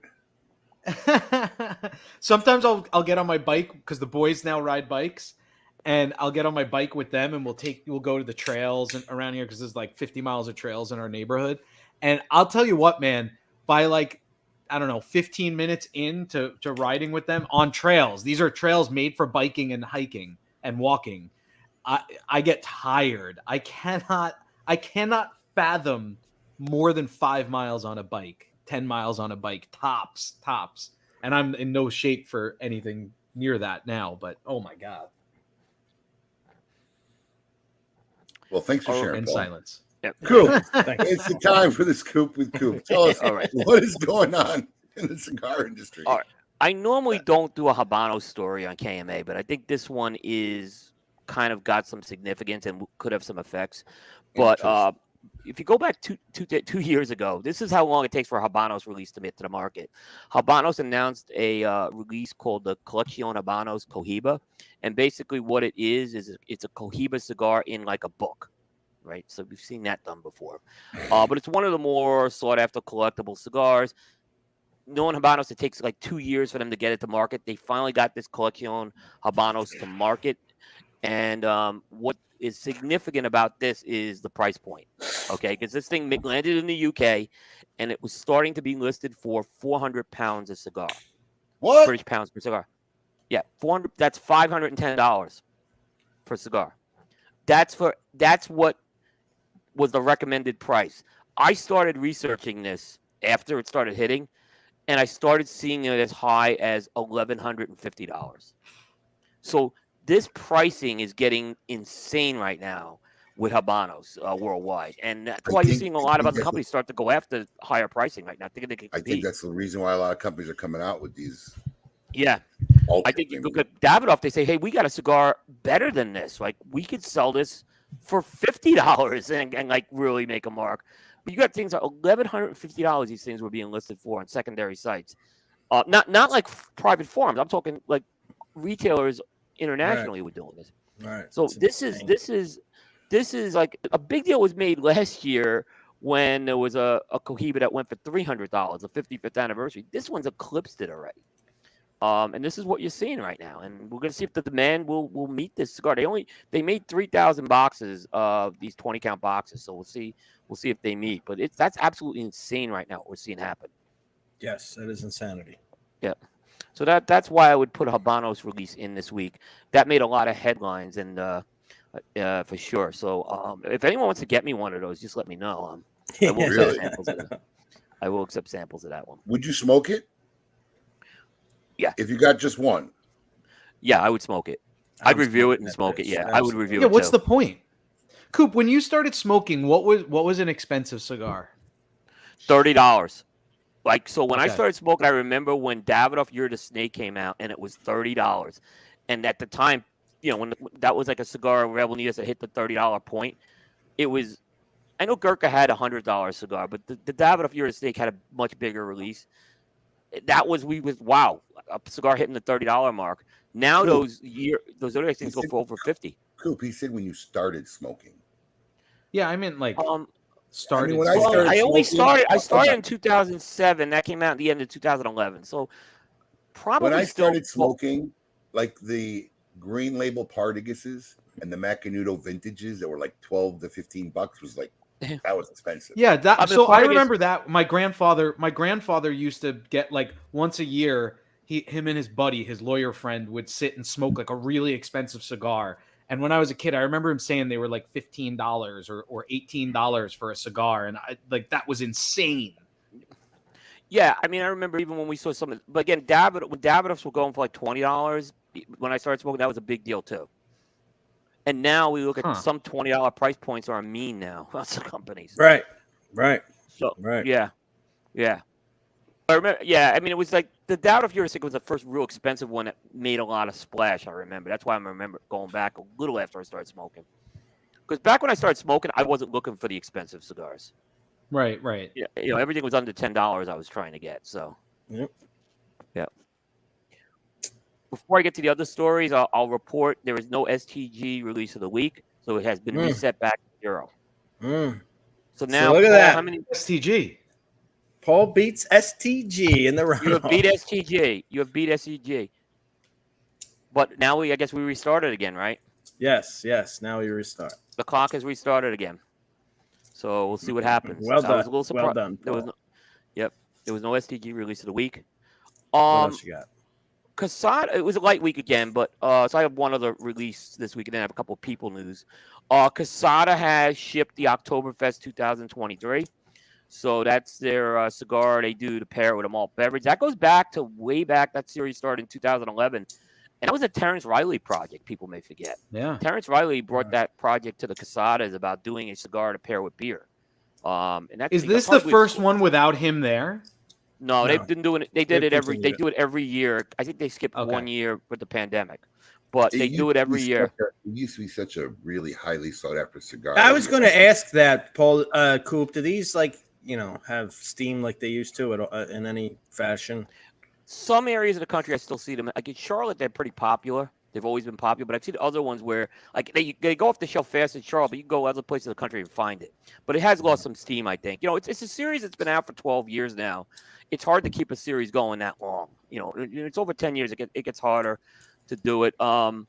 They have one fun size they're doing with it is the Salomon Press, which looks kind of like a barbell. And that's going to be available if you have a Casada Oktoberfest event. You'll be able to buy that. It's kind of a fun size to smoke. That's the torpedo size, the Das Boot. And it's just a regular. I remember, Abe, didn't they used to do like almost like mini beer kegs? They have a keg release. They have something called a keg release. They had a keg release. It's called the Casada keg. They have with that. And they're like in the wood, kind of a wood keg barrel. And that was another Terrence I remember Wang. those He being did that on the shelf. He did that for Irish Stout. Was kind of what he did. That was kind of another Terrence project that they did. We had an Oktoberfest in the microblend. The Dunkel was the up Dunkel, there as one of my broadleaf. favorites. Yeah, the Dunkel was a great one. It had the little Connecticut wrapper It looked like a Dunkel beer, dark with a light head. But it had the little footer, which had the lighter footer, which was kind of like the froth of the beer. Yeah, very good release. I was surprised it never went national. Believe it or not, I thought they did a great job with that one. Dunkel is good. Yep. So we right. have that Well, happening. That's shipping. So you should start seeing those. Alan Rubin loves this story, so I got to tell it. Spoken like a He's true nuts. Wisconsinite. Yeah. Yeah, I got an Alan Rubin story. I'm putting this one for Alan, but it is a big story. Tobacco USA, which is the parent company of Altadis, JR Cigar, and Casa de Monte Cristo, they've made some executive changes. They're starting to shift some folks around. So Brad Winstead, I think who people most know, he was heading up Casa de Monte Cristo, which is the retail chain under Tobacco USA. He's moving over to take over JR Cigar. So that's kind of a big. It's really funny because that's kind of like been a pattern now a couple times for them. Rob Madison was head of the retail division, got moved to JR Cigars. Yep, and then he got moved to Altus. And he moved to Altus for a while too. Yeah. Yeah. And then now he's moving, and Brad's done a great job. I wish him the best of success. I hate seeing him go, but I have more interaction with him as a fellow Casa de Monte Cristo store than I will now as him running JRs. Yeah, it will be interesting to see his perspective on the whole JR thing as well. That's now he's going to e-commerce. JR's piece is the e-commerce arm of Tobacco USA. So I'm curious to see what he'll bring to that. The head of JR, who is David Moreau, he's moved over to head up Altadis right now. So a lot of people ask me about Rafael Nodal. He reports at the Tobacco USA level. He runs product capability across all Tobacco USA. So he's at a different level. It's not that he runs Altadis. He is kind of like oversees all the blends and products for all three of those divisions, because the cigars that they make for JR and the cigars they make for Casa de Monte Cristo. So a few people are asking me about that. I don't think this affects Rafael as far as that goes. Yep. There's a guy who worked with Brad too. Yep. They have a woman by the name of Sherry Szyminski. She's a retail director at Casa de Monte Cristo. She's going to be taking over as the interim head of Casa de Monte Cristo for now. So I guess they're going to see if she fits into that role or not going long term. So I don't think it affects the end consumer as much as, it is a big part of the business. These are big changes that happen. Yeah, a lot of internal shifts. Seems like everybody kind of. Yep. But those are all three divisions have new heads now under Tobacco USA, which is interesting. Interesting. All right. I'm a root beer fan. I never heard of this one, so now I got to hunt this one down. Sprecher? Never heard of it. I got to look that one up. Yeah, me too. I like root beer. Look it up, right? Yeah. Yep. Yeah. I might try it if it's good. All right, I've seen these bottles. Just looking at the bottle, it looks good. Yeah, I've seen these bottles around. I don't remember a hat. All right. What else you got going on, Coop? Last piece of news. It's a personnel move as well. Garrett Robinson, who we know, good friend of ours, who is the vice president of sales at Don Doroteo. He is no longer the vice president of sales at Don Doroteo. He announced that yesterday, that he has departed or they have parted ways, let's just say. Sad to see Garrett go in that role. I like Garrett a lot. But it sounds like Garrett may be doing things outside the cigar industry now from his post. Sounds like he's going back into IT for now. Yes. So that's what he did before, right? Yeah. Yeah, I don't think Garrett's starting a brand new career at this point, but good luck. It's tough. I mean, it's tough to get into the cigar industry. So he had a broker house for a while, yeah. So I wish Garrett the best on that, and he'll still always be a friend. Absolutely. Yeah, absolutely, yeah. But it was, like I said, that was it. It's a light week in the world of cigar news. Cool. So Babe, you're up. Yeah, I know. So you know why Amazon always wins? Why? Because I got Sprecher root beer coming to my house. Yeah, tomorrow. I see it. Already? Tomorrow. That's why fucking Amazon wins. Fire brewed root beer. I didn't have to go to Target on my way home. I don't gotta figure out which store in my neighborhood fucking carries it. How do you fucking compete with that? They have ridiculous. a lot of different sodas too. I'm looking at it too. They have other. No, sodas. I got me a cream soda, an orange dream, and root beer. Yeah. Now I should get it. We should all get it. We should get it, and we should do it. I think it's a good idea. Speaking of which, with these craft things, so if you remember, we kind of did a tasting previously with the Hers potato chips. We sent everybody some. So they came out with two more recently, and I happened to find them at Wawa. One was John's roast pork sandwich, and the other one was Korean barbecue. and they were both fucking awful. I'm just gonna be honest. And Abe tried. I didn't even buy. Oh, that's sad. That's sad with Yeah. a John's roast pork name on it. It tasted like they just created like a bouillon powder and a dry. I just dumped it in the bag. I mean, Abe That's tried both. sad. We tried. I said it's not even Listen, worth. I don't want to. Sometimes I just get really hungry during the day because I won't stop and eat. And I went back there. Yeah. I went back there. Sometimes I got food left over or some. I That think bag was there for a week. I You think know, it might still be there. you know the shit sucks when the food. When the bag is like sitting there. If anything in my house lasted more than 2 days, that means nobody liked it. Right. But there it is. It's still. They won't even eat it. That is really sad because I had high hopes, man. John's roast pork is actually an iconic cheesesteak place in Philadelphia. Iconic, and they have a roast pork sandwich as well, but people go there primarily for the cheesesteak. Though it's been ranked in the number 1 or number 1 and number 2 on most surveys. Yes. That's sad to hear that. Really. Yeah, I mean, John's roast pork is the type of place that they don't really even have a closing time. Like you may get there at 3:00 and they're closed because they're out of bread for the day. See you later. So sorry, it's over. That's how. I sent the dojo guys there, and they make it a staple now to go there. I mean, I was telling them, I said, you go there. If you don't like it, I'll refund your money. I said, I'll refund the money that you went to get there, and they love that place. Of course. And I offered Terrence the same deal too, by the way. He didn't take it. So That Sprecher root beer, or Sprecher, whatever it is, that's like $40 for a 12-pack. No, for a 12-pack. That's expensive. About 12 packs. Yeah, It's no, like $3 a bottle. That's not terrible. Yeah, it's not terrible. $15 for You a pay 4-pack. $2.50 in a friggin' That's not bad. Circle K for a root beer. That's $3 not or terrible. something a bottle of root beer. I don't know if I get the 12-pack, know. but yeah, maybe I'll. I ordered a 4-pack. Give it a try.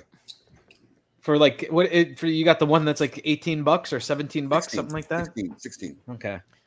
Yeah, they have the cherry Trying to- cola. I'm kind of curious about this. This is a good find. Just cancel the Disney Plus and get the root beer. All right. One less trip one less trip to Disney will get you that root beer. Maybe trying to one less budget Disney here ticket for the first time. All right. I got another kid on the way. We all know. Yeah. All right. It's that time. We are at the this is the halfway mark, right? Number 6. Number It's 6. that time. Alex, for you got Tale- mine right. I'm sorry I sent that late. I got it. It's okay. I got it. Okay, good. I Yeah. apologize. I brain farted on that. Yeah. It's time for Tale of the Tape. Tale of the Tape. Badass top 10 badass tough guys. Let's run it.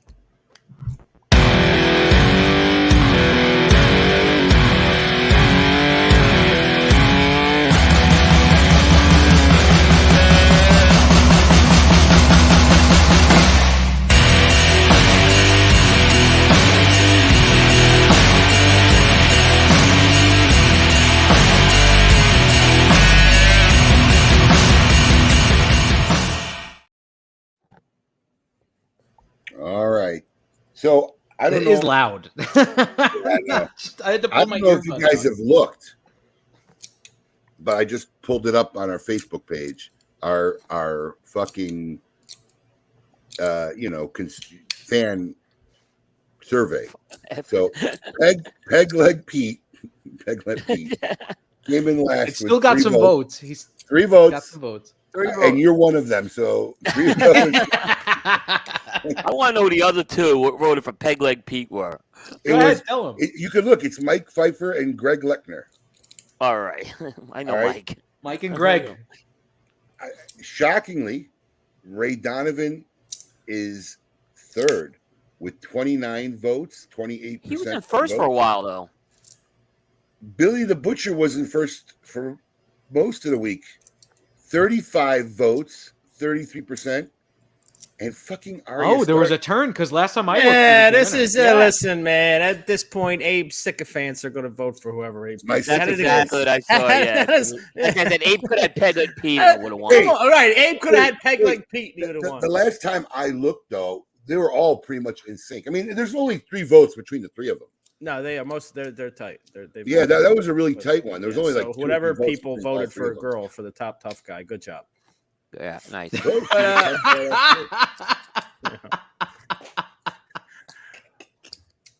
was, Oh, All right. God.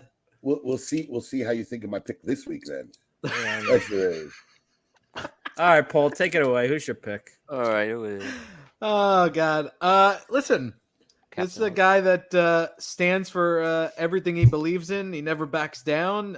Believes is a toy up until about 3/4 of the way through the movie. Of course, I'm talking about the infamous Buzz Lightyear, one of my childhood heroes. He's just waiting on the button. But that's my number 6, man. He's tough. Buzz He's strong. He Lightyear. believes in what he believes. I mean, We're big Buzz fans in this house. look, I got a box full cool. of Buzz Lightyear. I know we heard you yelling about Buzz Lightyear in the intro. Something, but I don't know. I feel like if I had to do Disney, I feel like I don't know. I think I'm taking Peg Leg Pete over Buzz. I was gonna say that. I was gonna say Peg Leg You know, Pete. I mean, if I was forced in a corner, I'm taking Peg Leg Pete over Buzz. All right, it's very subjective. I'll take it away here. So my number 6 pick is I know a favorite of Abe's, Vic Mackey from the Shields. Fuck yeah. Good one. Badass that. cop, crooked, corrupt cop, but a guy that all the street guys fear. As crooked as he was, willing to go to any lengths, but he viewed it as a means to an end. This is not the Cigar Insane Asylum, Paul, but thank you. Oops. Good job there. Vic was just, again, the guys on the street feared him. He was willing to go to no lengths. He had a weird, sense of, he was doing it as a means to an end. But, the other thing about Vic was his, kind of almost Machiavellian way to be able to get out of all the investigations that he was under. Constant investigation. So Vic Mackey, he was not under the radar. Everybody knew he was crooked and he's still getting away with it. And I'm going to tell you something. Still, without a doubt, probably in my opinion, one of the best series of all time. I've never watched it. I agree, and it was groundbreaking. Yes, that's what I was going to say. It was groundbreaking. Yes, in its time, just for how far they were going on normal television. But seriously, and I'm always a fan of when a writer can make technically a bad character. I mean, this guy's not a good guy. Yeah, he's a father. Yeah, he does. No, but he was a bad guy. There's no universe which you see Vic Mackey, and yet you're still able to make the fans root for him. Mm-hmm. Mm-hmm. That is always my favorite type of characters, man. That is just some good fucking writing there. That's a great choice. If that doesn't win this week, I'll be fucking shocked. All right, take it away, Abe. So listen, I thought last week was the week I was going to lose a lot of the support. I mean, look, this one, in my opinion, is better than the last one, but it's still a female. It's my second badass bitch in the top 10, Beatrice Kiddo. I mean, badass bitch, man, buried alive. I agree with this one. That's true. Yeah, man, comes back from being buried alive, exacts revenge on all the people who plotted against her, man. This is a badass bitch pulling people's eyeballs out with one hand. Beatrice Kiddo, she had to be in the top 10 somewhere, so she lands at my number 6. That was a good one. Okay. I think that's a good one. Yeah. She's missing criteria, but all right. What, a nutsack? Yeah. Kill Bill. I don't think that was ever really part of the criteria. I mean, it's in the fucking name, Abe. Well, tough guy is like an expression, phrase. I don't think it necessarily had to be male, All right, Coop, what do you got? All right. So I mentioned this, I think, in our She would qualify, Dan. She would qualify. She would qualify. Right. All right. Go ahead, I mentioned this, I think, when we were talking on Thursday. This might have been in my top 3. I kind of put it a little down because I'm not sure as many people know this character. Cullen Bohannon from Hell on Wheels. He was a Confederate soldier and a slave owner from the South. And he comes home to find that the Union soldiers had slaughtered his wife and daughter. And he decides to go after these guys who did it, who were working on the Transcontinental Railroad. So he goes out to the Transcontinental Railroad to get revenge on these guys. Now, some of the revenge stuff starts to change a bit as the show goes on and moves away from that. But he was one badass tough guy. Like when Bohannon came onto the scene, you know, there was fear. I mean, people just, you know, he was a tough guy for sure. I know nothing about this reference. Yeah, I'm not. So this is Helen the Wheels first- one of my favorite show. This is the first one that I don't know who the character is. I'm that's why waiting it's lower. for Coop. Coop's top three are going to be I'm going to name it now. One of Coop's top three is going to be a John Wayne character, like McClintock. Like he's going to go old now. Like he's going to go into like the 50s and 60s. I guarantee it. Yeah. So- you need to watch Helen Wheels. You need to watch that show. But It's what's so really- good, what's- that show. What's really funny is even though I don't watch shows, I'm still up to like stuff. Like I know about shows I don't watch. I don't even know that show. What is that show on? It was on AMC. It ran its course. It runs on like from 2011 to 16 or something like that. Oh, I don't know. It's a really good show. Historically, it's very accurate too. A lot because they cover a lot about the Transcontinental Railroad. Ulysses S. Grant plays a prominent role in this show. They do the Golden Spike. They do the whole thing about building trains with the Chinese immigrants and stuff. It's really, really well done. See, this is where I got in a pickle because I made a post this week. I got into the series Warrior, right, which I found out was actually a treatment that Bruce Lee had written that never got played because Hollywood didn't think a Chinaman would be good in a starring role, and then he got screwed. They made Kung Fu with James Carradine, and this thing got buried. And his daughter finds it a few years ago and goes to the Fast and Furious producer. So I started watching this because I've always been an enamored of Bruce Lee, and there's an Irish guy on this, man. I would like totally readjust my top 10 to include this guy. He's a badass motherfucker in this show, but nobody would know him. Yeah. Nobody would know him. Does it count? Nobody would know him. Yeah, I mean that was the problem. But I think Gary Brooks started watching the show. So Gary, let me know what you think.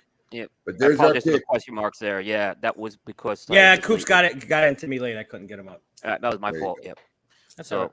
We'll get it. we'll get it updated next time. Coop. So I can get your. Oh yeah, put it on the poll. What's his name again? Cullen, Cullen, Yes. Bohannon, Bohannon. Yes. All right, got it. From I don't think he'll Helen win this I'm gonna week, but check he that is a out. tough guy, man. If you've seen that show, you know he's tough. This guy. Mitch, if you're a fan of Bruce Lee, watch this show Warrior. It's on HBO. Yeah. It's actually freaking really good. And if you haven't seen Helen Wheels, watch it. It's a good. I'm gonna check that I out. think you would. I'm gonna put it on my list. I think it's on demand. Yeah. I always, I got these series I watch, and then you hit that 2 or 3 week period where you've watched everything that you like, and nothing that you like is coming out. So you have to find some new series. That's how I got in Warrior. You got to find some new series to fill in the time. So there's that. I'll be third this week. I just want to beat out Buzz Lightyear. So you may not beat Buzz Lightyear. You may not beat Buzz Lightyear this if this anyone, week. come on, you just look at the picture. How can you vote for a guy you don't know? All right, that's the problem. But I think there's people who've seen that show. It had its following. Paul may have. But yeah, it Mitchell, would've been higher. Mitchell said he watched it. Yeah. It's a great show. Listen, Mitchell watched it. Paul watched it. All he needs is 2 more people that have watched it, and Paul will not. Now he'll still. I've never watched it. I've never watched it. 2 more people have watched it. Oh, all right, time to show. conclude this week's episode in our normal fashion. Nice segment brought to you by the fine folks over at Gurkha Cigars. It's time to find out. Would you rather?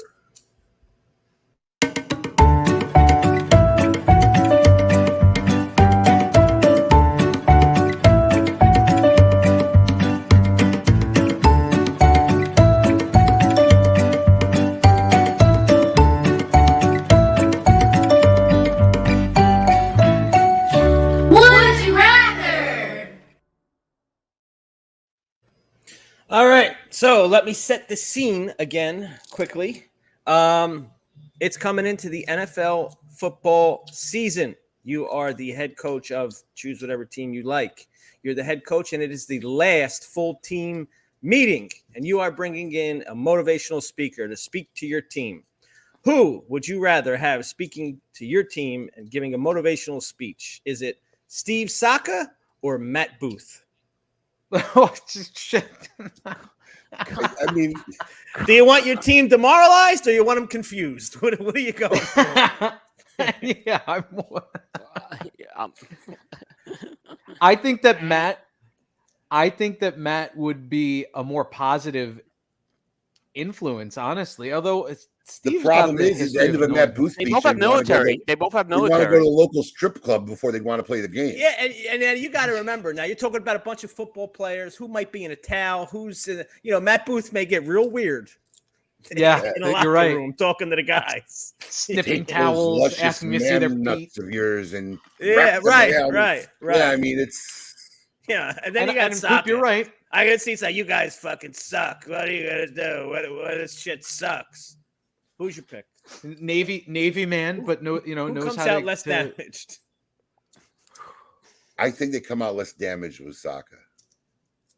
That's fair. Yeah, that is fair. You may be overly critical enough to at least cause some motivation.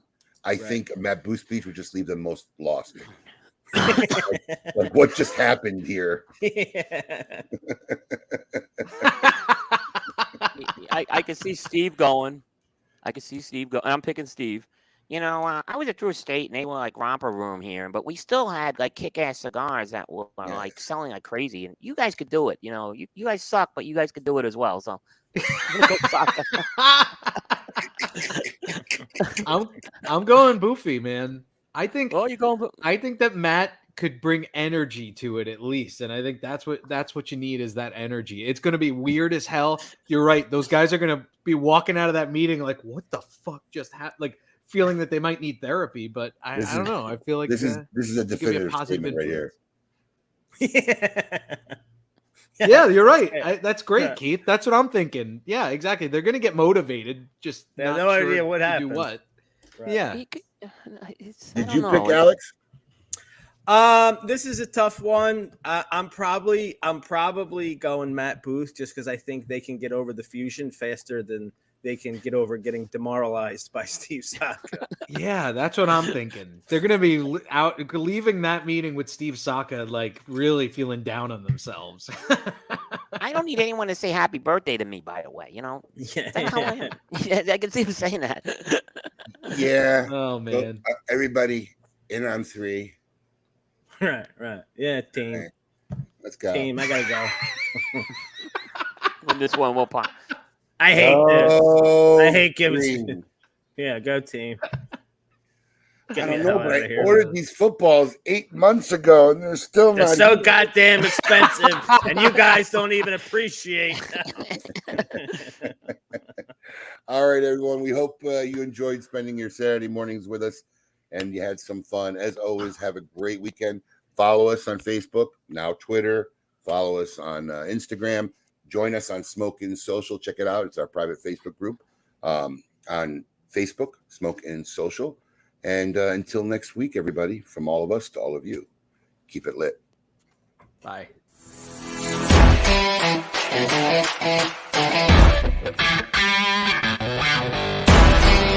Wow.